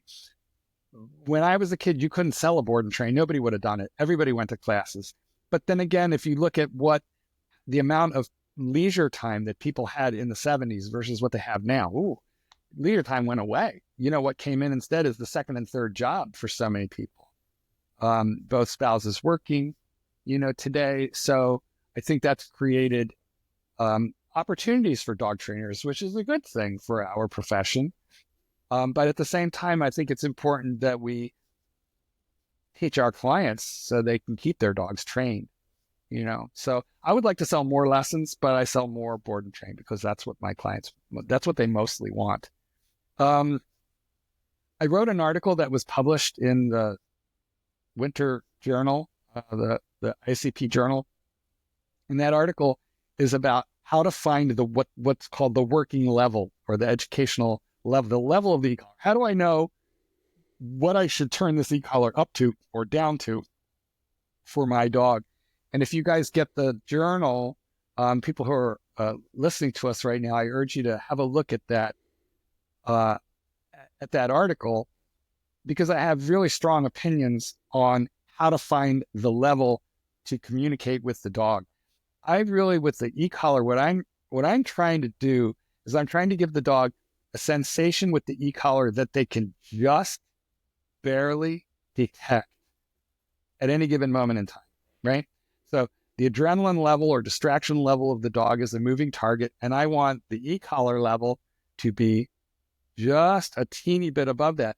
If the dog has an unquiet mind, then I'm going to need a high level on the e-collar in order for the dog to even detect it. If the dog has a quieter mind, a more thoughtful mind, then he will detect even a lower level. So we start out in the book with just a simple and easy little lesson, which teaches the dog to just settle on a leash with no command, to just settle. And they go quickly from kind of frantic on the leash to just namaste, and that's the first lesson in the book. Takes 5 minutes, 10 minutes if you do it right. For a really rowdy dog, might take 15, but that's all it takes. So that's why our lesson 1 is written the way it is, because we don't want to put an e-collar onto a dog with an unquiet mind, because an unquiet mind requires a higher stimulus to be detectable, and I want lower detectable levels. But at the end of the day, what we're doing with the dog is we're searching for the level which the dog can feel. He can detect it with his sense of touch, but it is so benign that he has no need to tell us that he felt it. I got earbuds in. You guys each have, in fact, mine are going to die any second. I'll have to just go to my regular, microphone on the laptop. But you're wearing earphones, I'm wearing earbuds. I feel them, but I wasn't paying attention to the sensation that they're giving me, because I'm filtering out information that's irrelevant to what I'm doing right now. And dogs will do that too. So people who tell you, well, you just turn the level up till where the dog goes, what was that? Or flicks the ear, or blinks, or twitches a little bit. And so then you think, oh, well, the dog feels it. Oh no, he felt it before that, way before that. Just like you can feel the fat on your head, you can feel the pressure of your butt on the chair. But your hypothalamus is filtering that information out because it is irrelevant until I call it to your attention. Now you can feel your own butt. And so can everybody listening who's sitting down. And we will ignore that until we hit critical mass. Bench butt sits in. We've been sitting still too long, and then we got to shift. And that's the point at which the sensation has become not neutral, but has become in some way, shape, or form uncomfortable. We don't want to make a dog uncomfortable to say, excuse me, I need you right now. So I detail a process on how to find the level that does not involve the dog giving you any overt sign that they feel it. Because trust me, by the time a dog says, excuse me, I felt that, it's bothering him because he felt it prior and he didn't need to tell you he felt it. And the problem with the dog who overtly advertises that he felt a level from the e-collar is you're going to have the sense that, okay, that's my starting point. And but the dog will sensitize more and more to that particular level and probably needs you to lower it. And when most people confuse a dog with an e-collar, the tendency of some people is to turn it up to make the point like more dramatic to the dog. But then that puts a dog into a state of concern, at which point they may freeze in order to figure out what to do because you haven't clarified for it. And then people take that as obstinance and they turn it up again. This is what I saw, in that workshop. So in reality, what the whole essence of what the monks and I do with an e-collar is we find a level which the dog can just barely detect at any given point in time. And then we associate that feeling, that tap, with very, very clear body language to engage the dog. And really, that's the definition of this methodology is low-level e-collar sensation combined with crystal clear body language to engage the pack drive of the dog's desire to collaborate with his human companion and or leader. And that is what that's what we get here. And when you do it that way, eventually, by week 2 of a dog in board and train, I'm here on a little bit of acreage. So I got trees and sticks that fall down and, gardening to do and stuff. I just take a dog out on an e-collar, turn him loose, and I garden. Periodically, I let the dog explore and play, and periodically I call him, ask for a sit, give him a scruff, send him back out to play. And I'm looking to see, is he checking in? Where's Goldberg? Is he looking back at me now and again? If he tears off, to run, is he running away or is he running? If he's running, enjoy. If he's running away, get back. And so I integrate the training into just happy dog life activities. And this is after only a couple of weeks of training. And it sets into the dog so deeply because they are opting in to the training as opposed to having it imposed upon them. And that makes for very fast reliability. Very fast. You talk about this dog's sort of desire to cooperate. I think you called it pack drive. That desire to engage, I think. How important is your relationship with that dog to that equation in order to have a dog that's motivated by that? And the reason why I'm asking is because we oftentimes find, particularly pet owners, who don't have that relationship. And I say that because we see our trainers work with these dogs in board and trains for a couple weeks. And, after a couple weeks, that trainer has what seems to be a more solid relationship with this dog than the owner who's had it living in its home and sleeping in its bed for the last 3 years. That's 100% true. The relationship is the linchpin for all of the trainings. Without relationship, you're just making a dog do stuff. And the moment the dog has options and understands you can't make him do stuff, he'll do what he wants, which may be very different than what you want him to do. So there are plenty of dogs who, I've had endless clients, I'm sure y'all have too, who have had to chase their dog through traffic down suburban or city streets. Chase the dog down till the dog gets tired of running away. Because the dog has options. I'm training for this. The end point for me, the end point for me is a combination of things, but I think it could be summed up as happy off-leash reliability. I want happy because I want attitude, but I want off-leash reliability because without a leash, I can't make a dog do anything. And if you think you could just make a dog do something because you have an e-collar on him, what you could easily do by not educating the dog, by not clarifying for the dog, overpressure with an e-collar on a dog not wearing a leash will cause flight. So it doesn't cause recall, it causes flight. So you can't make a dog do anything. What you can do is teach a dog the benefit in the relationship of collaboration, of mutual respect. Listen, he loves his people. Obviously, I never had to teach a person how to love the dog or the dog to love that person. That bond is almost always extremely strong. As you say, they live with that dog. but the getting the best of the dog, the real fulfillment to the point where the dog just can't wait to come running back to you and then to go running back out because he knows he can. That's where the magic is.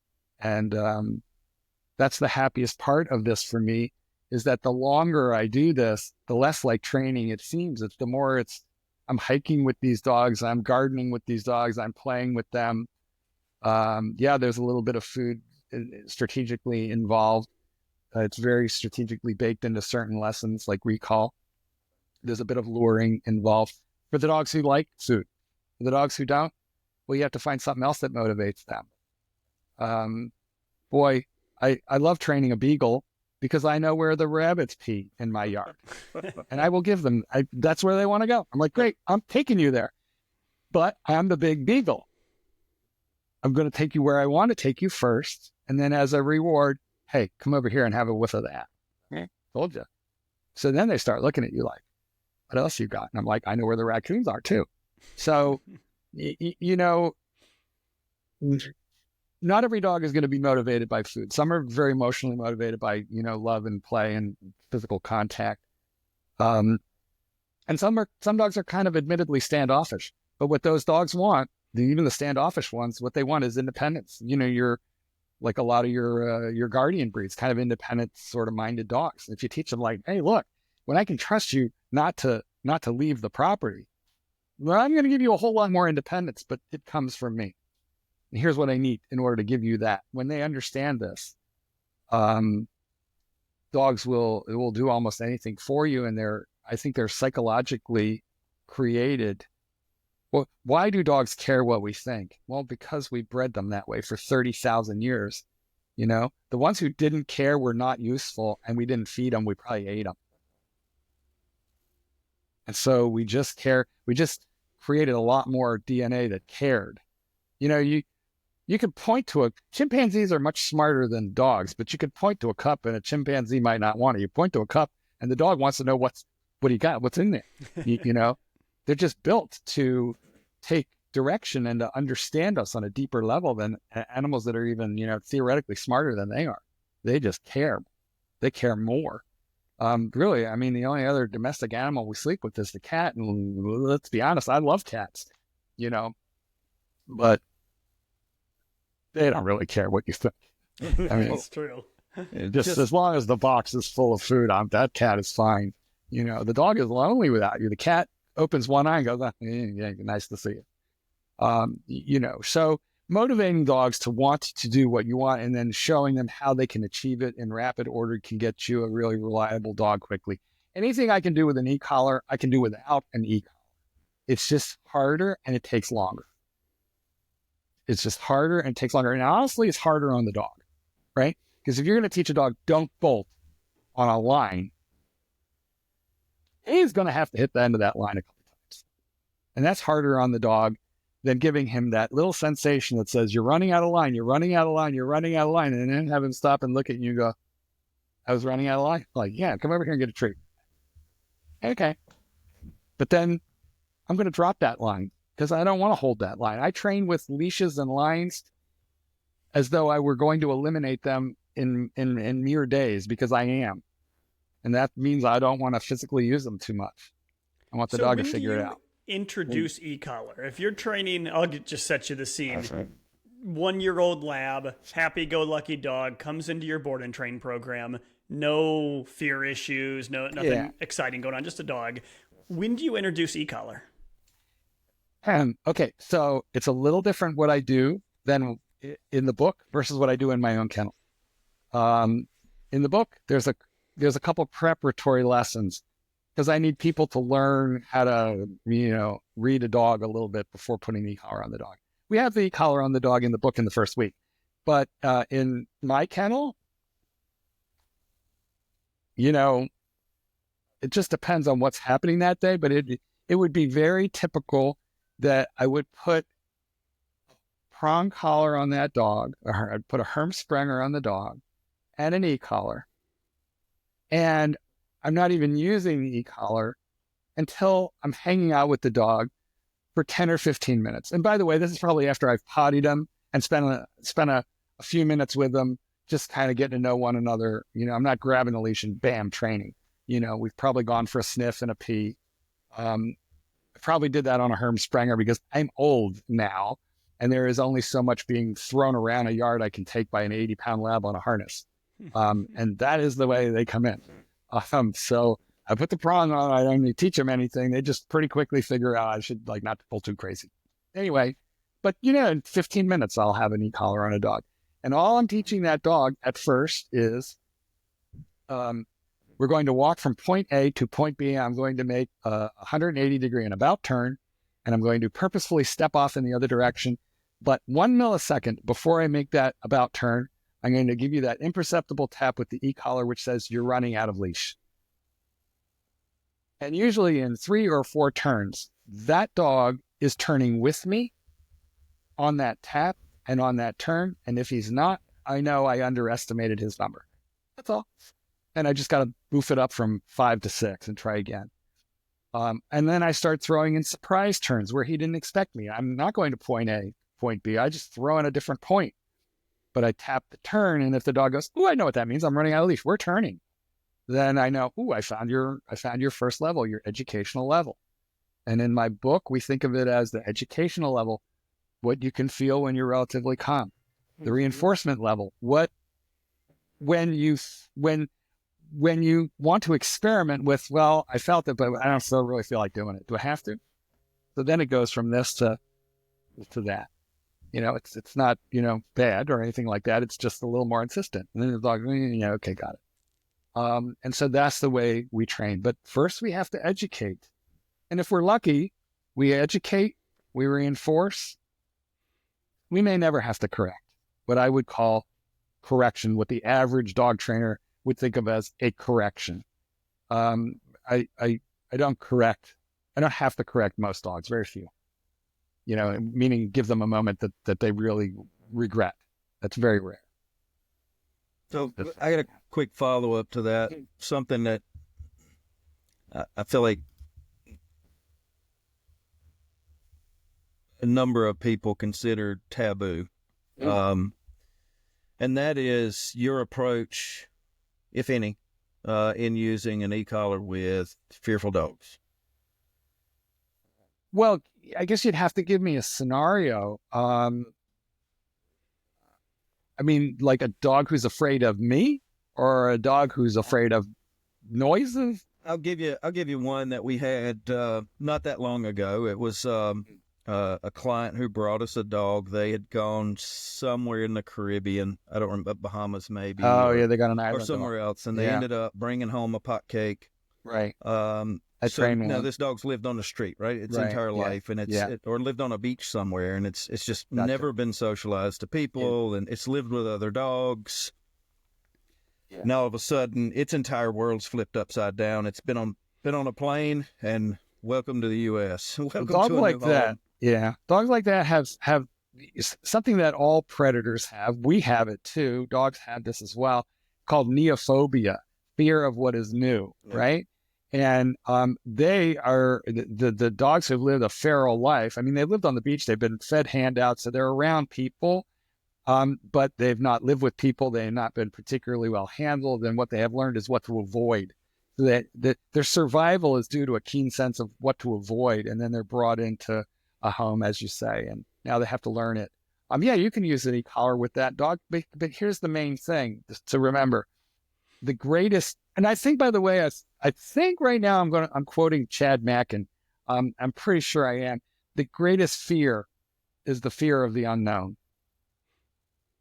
The dog doesn't know what to do. So if you teach a dog, listen, I'm your rock. I got you. I will advocate for you. The first thing is to form that relationship so you can form a bond of trust. So there are dogs that I get in kennel where maybe I don't put an e-collar on them in 20 minutes. Maybe it takes me a week, to get there. And I'm forming relationship. I'm teaching them about the walk. I'm teaching them about the steering wheel of the leaf. I'm taking them into nature so that they can smell the things they smell and see what they see, which is distracting, and they're not distracting in a good way. It's fulfilling of the primal animal that they are. And then ultimately what I'm teaching that dog is, I mean, I'm not like pushing the button every time the dog shies away from something. Let's say the dog is afraid of, I don't know, trash cans, trash truck, moving cars. There's a lot of things dogs like that are afraid of. I might start walking towards that thing, but I'm looking for the threshold where the dog changes from comfort to discomfort. And then I want to work within that threshold. And what I want to be able to do is do my e-collar, just my little tap, excuse me, it's fine, we're going to go the other way. And then once I can get the dog to go a foot further than he otherwise would have, now I just have a math problem. And I just need to take my time solving that math problem. But the only way you can accomplish it is not like the e-collar is the magic cure. I mean, people say they're e-collar trainers. I wrote a book about e-collar training, and I don't call myself an e-collar trainer. I'm a dog trainer. It's the dog. I want to be an artist, and the dog is my canvas, except for the canvas helps paint. He helps me paint. He paints on me while I'm painting on him. So this is a collab. It's a collaboration. And so can you use an e-collar to help teach a dog not to be fearful? Yeah, you can, but you don't attack it head on. What you do is you create a foundation of comfort and leadership and trust with that dog, so he knows you're not going to let me get harmed. Once he understands that, the next thing is, what do you need? And don't go too fast because this is nervous for me. And it's just like learning how to swim. You got people who throw you into the deep end when you're a kid, or people who teach you to blow bubbles in the bathtub first, and then it's a progression. And that's me. I'm not throwing anybody into the deep end. Yeah, we've over the years, we've had a tremendous amount of success, very similar situation, low level of stimulation, simply trying to communicate with those dogs. And we've had a lot of success rehabilitating them. And sometimes it even comes down to, don't stare at that. Look at me. We're going the other way. Yeah. So over the years, we have received a ton of, pushback from people saying, I can't believe you'd put an e-collar on a dog that's. But who are you getting pushback from? Owners getting good results, or trainers who? Other trainers, not owners. You know what? If you can't do what I can do, just get out of the way while I'm busy doing it. Or better yet, if you'd like, let me show you how to do it. Because if I can do anything I can do, you could do. Yeah. And I'm happy to show you. Come on around. I'll be happy to show you. But if you don't want to learn how to do it, if you want to throw rocks at the boat from shore, either get in the boat with me and I'll show you what we're doing here, and then you can make an informed decision, or get out of my way. Get out of my way.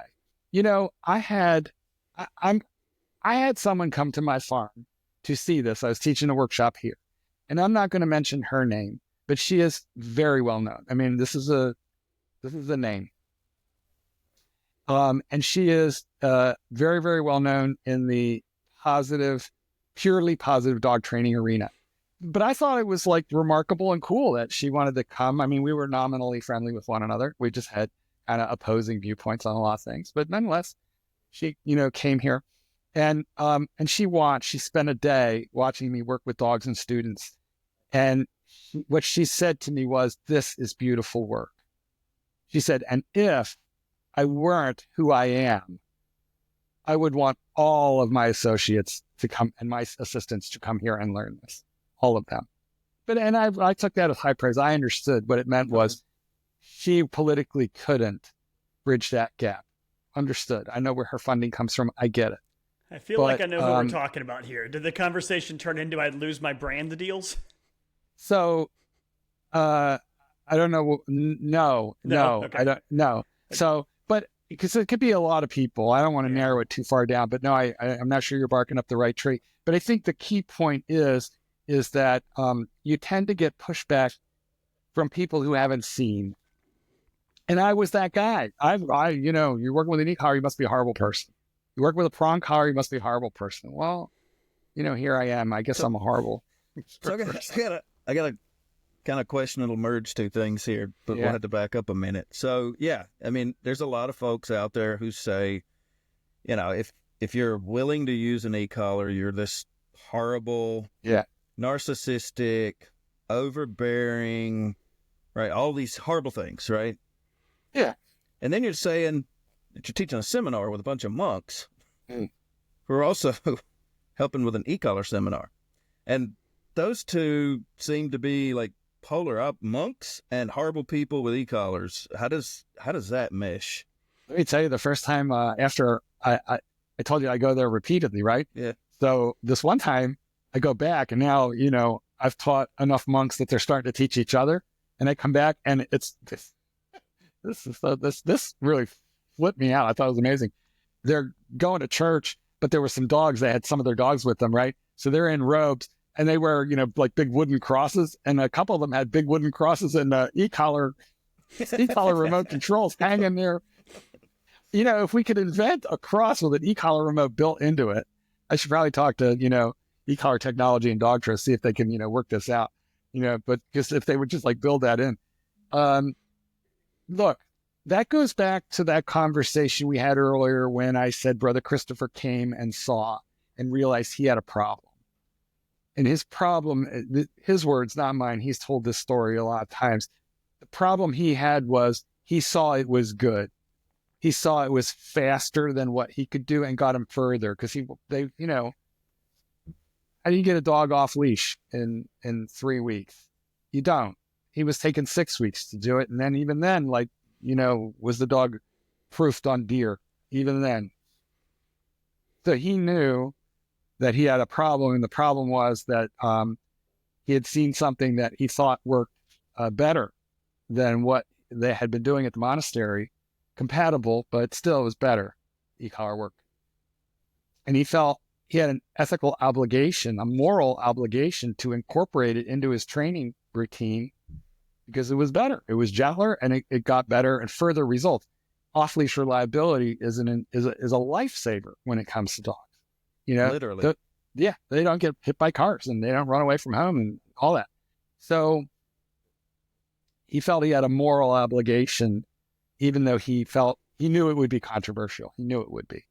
But he's a very courageous person, and he decided to talk to his brothers, the other monks, and to move forward, and that's what they've done, and they haven't looked back.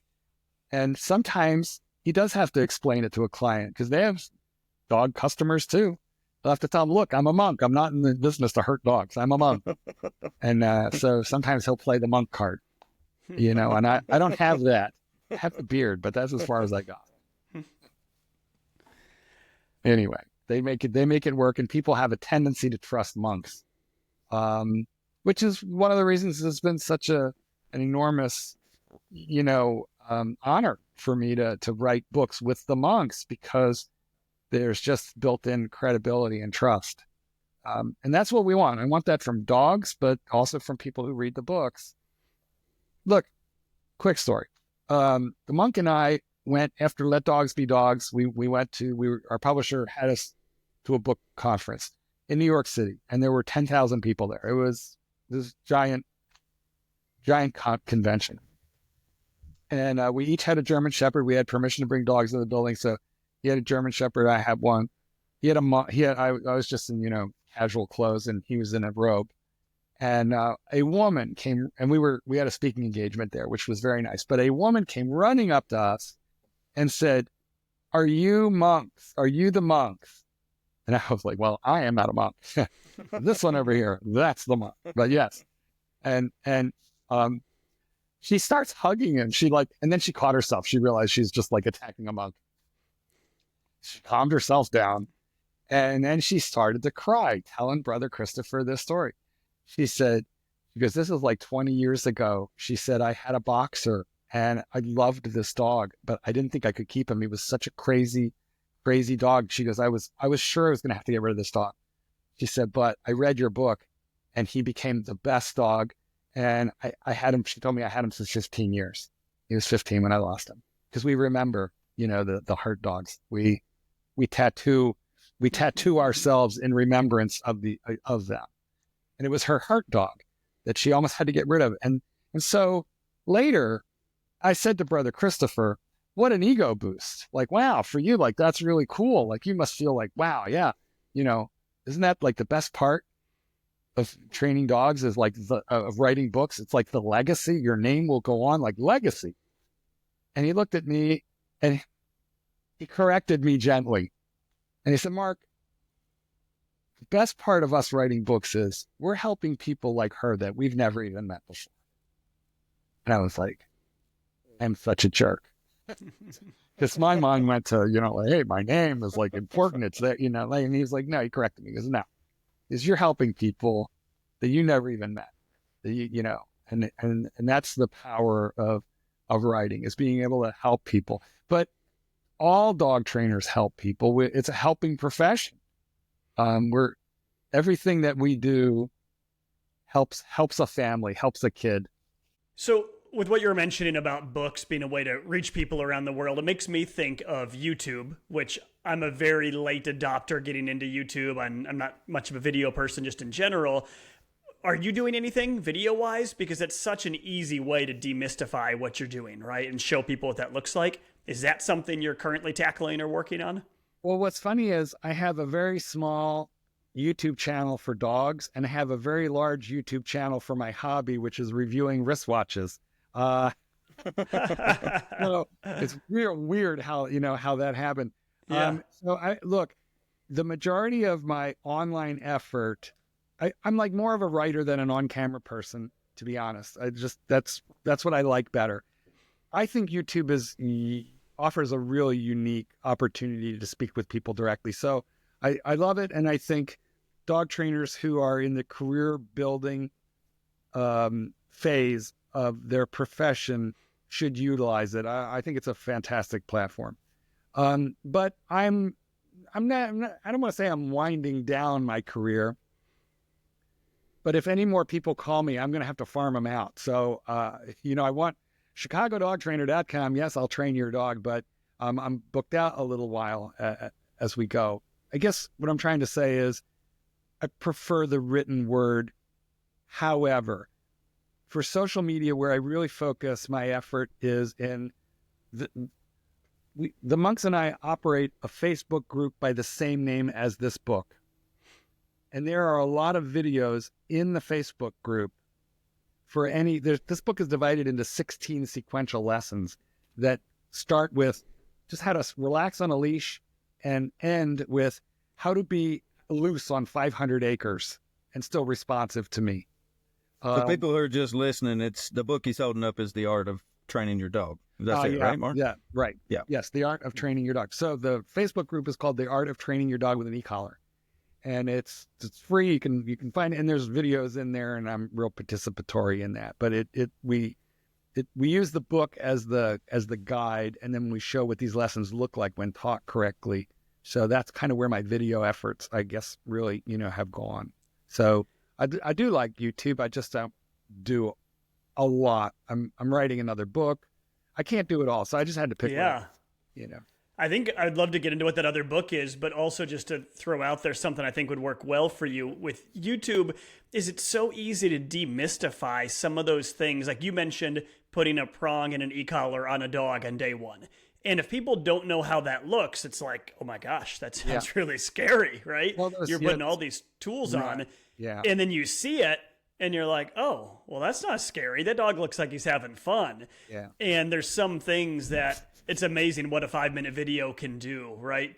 Fair point. To put someone at ease. Yeah, I could easily do that. Fair point. See, the thing is about, Dick Russell, who was a codger and a kind of a famous curmudgeon IACP member, he had a saying that he popularized. It ain't the tool, it's the fool. Meaning it's not what tool you're using, it's the fool that's handling it. And so you can buy a scalpel at Walgreens for $3.99. $3.99 is a scalpel. You could take out your own appendix with it, but I don't recommend that because I don't know how to do that. Okay? But I do know what to do with a prong collar and an e-collar. And what I could tell you is if you do it right and you ask the dog, how was that? The dog's going to say, that was amazing. That was great. I loved it. Thanks. Because if you use them individually, meaning use only a prong or only an e-collar, you will put more pressure on the dog than if you combine them artfully. So I was grateful to speak at the last ICP conference. And one of the things I really wanted to focus on was teaching the quiet mind. Because as dog trainers, when we're young and new to the profession, we want to gain control immediately. We think it makes us look better, and we just need to like get control instantaneously of a dog. But the problem is that we don't know the dog. The dog doesn't know us. And usually they're jumpy, happy, excited, or standoffish, but the mind is not relaxed and quiet. And if you just know how to stand still for 5 minutes with a prong collar and use it in a specific way that involves no pressure, you'll see the dog calming himself and relaxing.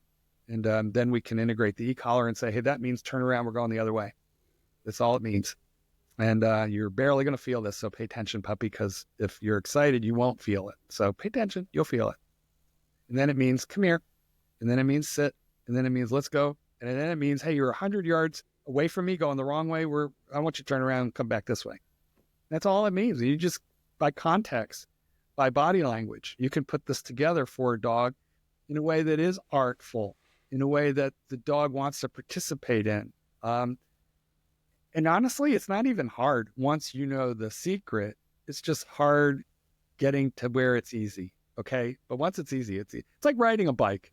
You know, if you're good at riding a bike or doing anything physical, tennis, knitting, golf, anything that you're good at, it wasn't easy to get good at it. But once you're there, it's brainless. And for the dog, they learn this much quicker than humans. I can teach a dog way quicker than a human student, way quicker.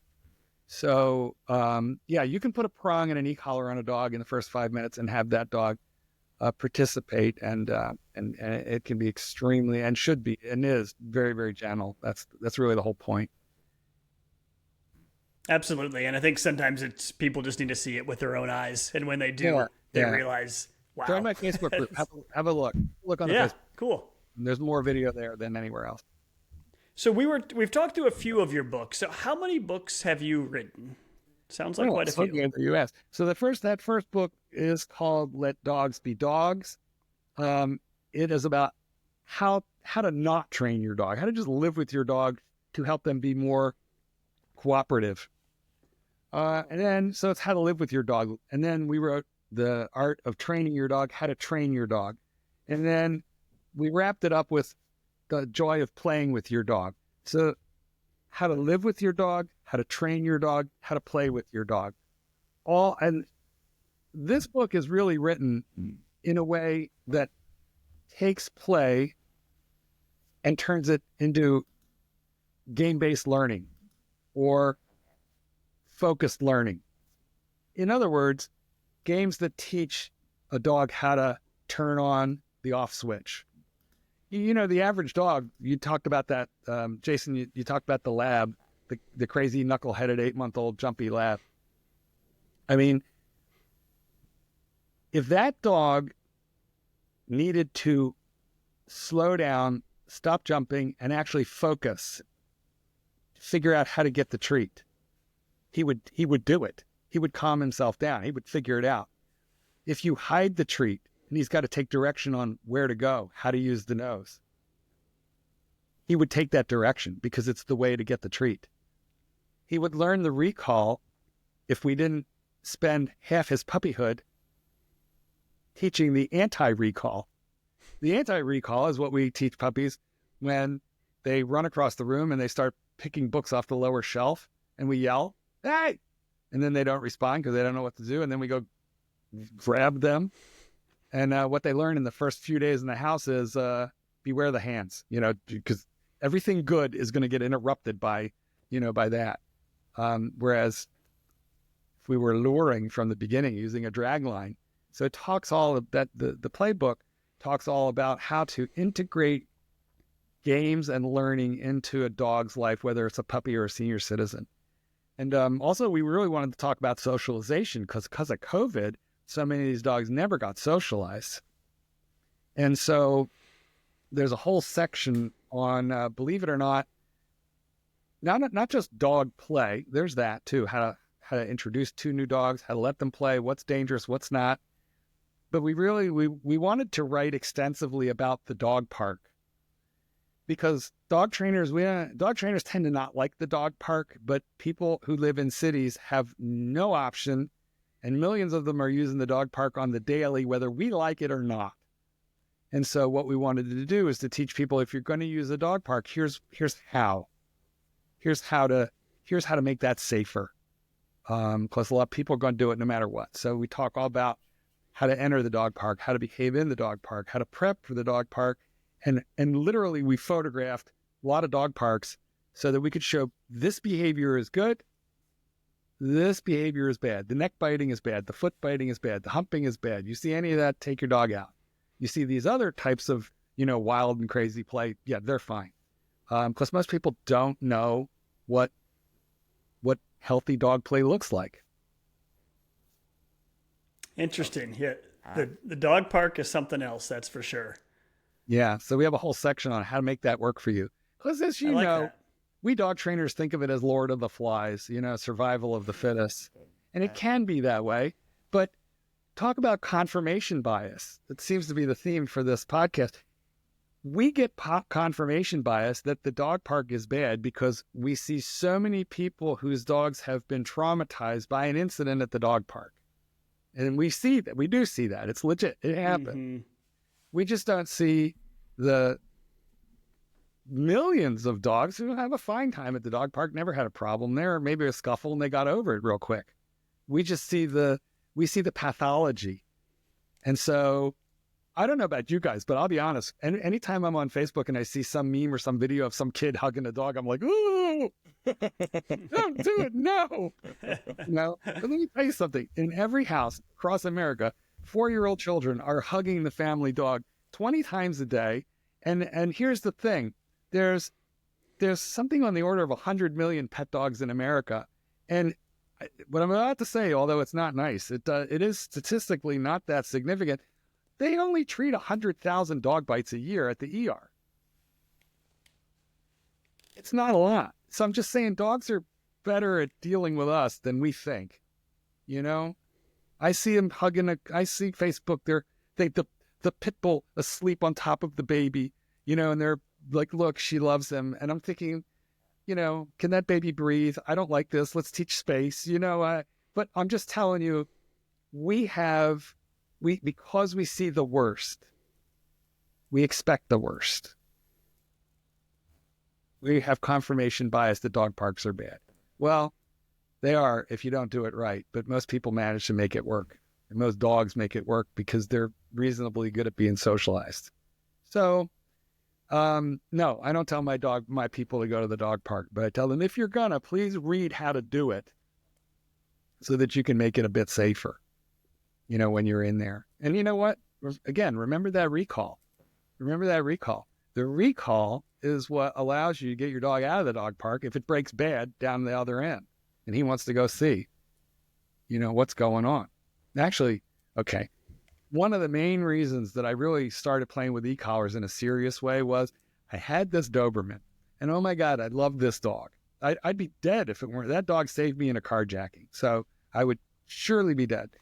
And I lived in Chicago, in the city. There was nowhere to have a dog off leash except for the dog park, which my closest one was a beach. It was amazing because, we're on Lake Michigan, so it was the beach, and it was fenced in. But damned if I could get that dog to recall in that park. My own dog. And that was embarrassing because he liked it. So sometimes I'd have to tackle him to get him out of the, just like an owner, I'd have to be like stupid owner tricks. I'd have to tackle the dog, and then, so I went to the e-collar seminar and he was my first guinea pig. And soon enough, I had a proper recall, and he would recall at any time, for any reason, for anything, except there. It bugged me. I can imagine when they've got space to run, it gets harder. That's for sure. Because he loved dogs. This dog loved dogs, and he loved people too, but he just loved dogs. And so if I got him into a scenario where he was running with a pack of dogs, oh man, to interrupt him and say, "Get here," yeah, that was real problematic. My German Shepherd, who I have now, she's okay. She likes dogs. But what she loves more than anything is her ball. So she could be anywhere, and if I just went, look what I got, she would abandon any. I one time threw the ball. It landed right next to a rabbit on my farm, and the rabbit froze with fear. And my dog approached the rabbit, nudged it out of the way, picked up the ball, and ran back to me with it. Because that's what she loves. So that's her motivator, That's a whole story about that dog too, because it was games. It was not training that she was an owner give up. Okay, she was crazy, and a real anxiety basket case. And it was play, which training she didn't need. It didn't help. Training did not help her. Play helped her. Focus play helped her. It's written up in the joy of playing with your dog. But at the end of the day, if you know how to live with your dog, if you know how to train your dog, and if you know how to play with your dog, you can drop the rules and formalities, and you will rarely ever need to give your dog a command, because the dog will just ultimately read the room, figure out what behavior is called for at any given time, and kind of offer it. And that's the best relationship with a dog, when you don't really have to tell them what to do. They just know. And you had mentioned a minute ago you're working on another book, and it sounds like you're going to make a world premiere announcement right now. Oh, I can do that. It's not ready yet, and it's not ready yet, and it'll take a while. But dog trainers have the best war stories, don't we? Because you met some crazy clients in your world. And so really remarkable. The problem with dog trainer stories that I have found is that some of them are so obscure that the only people who would believe that they're true are other dog trainers. Yeah, I feel you on that. So this is where the creativity comes in explaining this to non-dog trainer people, but people who like dogs. So I've got a book. I'm real deep into it. I'm probably about 75% done. Anyway, it is a book about the most remarkable dogs and the most remarkable people that I've met and that the monks have met in this 50-year span. Because Chris and I have each been training dogs for something on the order of 50 years. I mean, it's really crazy. How old we started young. So I've got two questions before we end up landing the plane here. One is going off of that, 50 years of experience. You've been in the industry a long time. You've seen a lot of people, a lot of dogs. You've been in the ICP for a really long time. And as you know, we've got a lot of younger folks who are coming into the industry. We've got a lot of younger folks who are joining the organization. What words of wisdom do you have for those people who are starting out, who may be confused, may be wondering where to look, where to go, where to get information? How do they make sure they're on solid ground starting their career? I made some of the best friends I've ever had and ever will have in my life. Are people who I met at ICP conference. And through ICP, well, now, of course, we have Facebook, but in my day, we had something called listservs, which were email groups, Yahoo email group. So, and that's how ICP members, we communicated with each other and helped each other and learned from one another. So I will just say that I have made some of the best friends of my entire life, lifelong friends, who I met through ICP, whether it was in a social media group, or better yet, in conference where you can network with people. And I found that unlike when I was a child and people really didn't want to share information, that the ICP environment was so safe and so welcoming, where information was just so freely given, that, I just showed you all those books. I met Brother Christopher at ICP, and that's where we connected. I wouldn't have even been there if it hadn't been for one of the founders, Mary Mazzari, who insisted that I join the ICP. And then when I walked into my first conference was the second one we ever had. And I was a little nervous because I didn't know all these people. And I walk in, and there was a lady setting up at a table. And I said, am I in the right place for the ICP? And she looked up.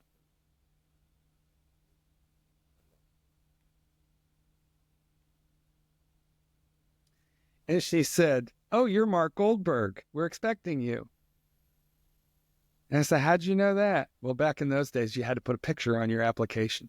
She said, "That's what the picture's for."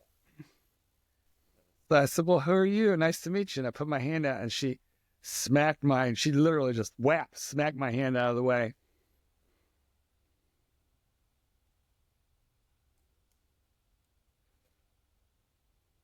And she said, "This is the ICP. We hug. We hug. This is a family."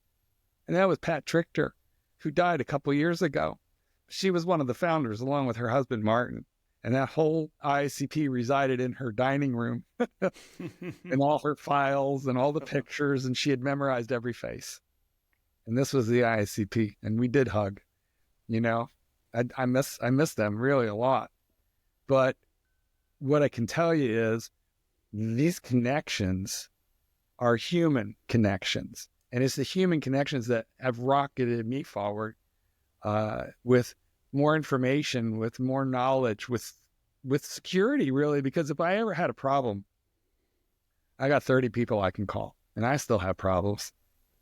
30 people can call me too. So I feel that the ICP, what it does is it takes a very lonely profession. Because you said, no, but who would understand a dog trainer story about a dog trainer? Our lives are so weird. You know, it's such a strange, you know, privileged in many ways, challenging in many ways, but definitely strange, odd, you know, unique. It's a very unique lifestyle. And who else would understand it? A lot of times dog trainers are afraid to talk to one another because of dog trainer wars and conflicts and philosophy differences. But I find at the ICP that gets set aside and people are just generous there. So that was a long way for me to say, if you really want to know how to progress in your profession, is like, don't do it alone. Do it with your family. And that's what the ICP gave me, was a family. Awesome. That's awesome. Thanks for sharing it. Last grab here. So you were president, and as you know, I've been doing this for a little while. What's your words of wisdom for me? Well, I'll tell you. Remember a lot of faces between now and July. I will tell you this. Just remember, it's not a life sentence. So you have to prepare your exit. You know, bring good people along, and then one day you say, "Oh my gosh, look over there," and then you run like hell in the other direction. And then once you've done that, answer the phone for 6 months, and then stop answering the phone. I'm writing this down. I was going to say, Jason's taking notes over there. He's got it. Yeah, I you know, we were young, and in my era, the whole organization was young. We were not financially stable. It was all a little scary. And my whole philosophy was not on my watch. You know, it doesn't go down.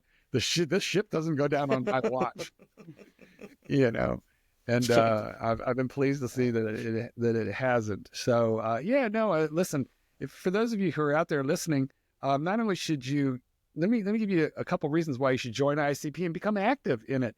Because first of all, what a lot of members don't realize is there are many forces who would really like to control your living and possibly interfere with it or even take it away from you. They want to control what tools you can use. You say, "Oh, I don't use e-collar, so I don't care about tools." Really? Because a lot of them want to take away anything that's not a harness.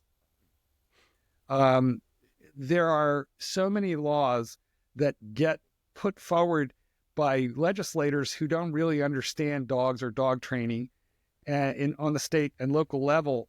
And the ICP is all over this stuff. They have stopped and controlled legislation that would have put half the dog trainers in Illinois out of business. So being a member of a professional group is a way of protecting your own, your own environment. And then it's extremely fulfilling to get involved as a director, as a volunteer. So I just recommend that people contact head office and see what it is that they can do. Awesome. It's amazing. Well said. Yeah. So my takeaways are, everyone listening, you just know now that Jason's going to be hugging literally everybody that comes through the door. And remembering faces. Yes. So if he doesn't remember your face or you don't get your hug, a lot bigger obviously, now than it used to be. It is a lot bigger. Yeah. Raise a little hell if you don't get your hug from Jason. Our first few conferences, there were like 30 of us. Now it's like it's like, wow, we're big kids now. Look at this. Those were all in Texas, right? In Hutto? Yeah, at Hutto. Yeah. I mean, So, the Mark, entire ICP once got thrown out of the Saltgrass restaurant. The entire ICP. We were rowdy. We were happy. We were drinking. We were having a great time, and we were apparently a little loud and obnoxious. So the whole ICP got thrown out of the Salt. We talked our way back in, but that's wild. So as we start wrapping up, where can people find your stuff? So where are your books sold? You have a website, tell us everything you can. Okay. Well, listen, you could just put Monks of New Skete or my name, Mark with a C, Marc Goldberg, into Amazon, and you'll come up with all my books that I wrote with the monks. They're sold on Amazon is an easy place to get them, but they're in Barnes and Nobles. Any bookstore has them or can order them. So they're wherever books are sold. Audible.com also has them. So you can listen to these books. They're on Kindle and they're on Apple iBooks. So they're, wherever you can buy a book. And in 37 different countries. And I know this because I took a head count in our Facebook group for the book, which has about 5,000 people in it. And it tells me where they're from. And they're from 37 different countries. So that really makes me happy because it gives us really kind of like global reach. And then this book, The Joy of Playing with Your Dog, is being translated into Polish right now and will be on bookstores in Poland. And I'd love to see that in other countries too. So it's kind of a cool thing. I'm at chicagodogtrainer.com or theartoftrainingyourdog.com. Either one. Awesome. Well, we are just, I guess as we wrap, we're just a panel of weirdos. Is that the phrase from earlier? Panel of weirdos. I'm pretty panel sure of weirdos talking about confirmation bias. I think we could grow that title. Profession, but you know what? It is the best job you'll ever complain about. Absolutely. And Mark, thank you for taking the time to come on. We appreciate it. This was a lot of fun. Thank you so much for having me. Been a pleasure. I really appreciate it, guys. Yeah, absolutely. Welcome to Dog Pro Radio. Yo, listen. Dog Pro Radio, yo, act to watch it. Dog Pro Radio brings back the buses. Dog Pro Radio and Mates Alligan. Dog Radio brings back tonight. Dog Pro Radio, yo, act to watch it. Dog Pro Radio brings back the buses. Dog Pro Radio and Mates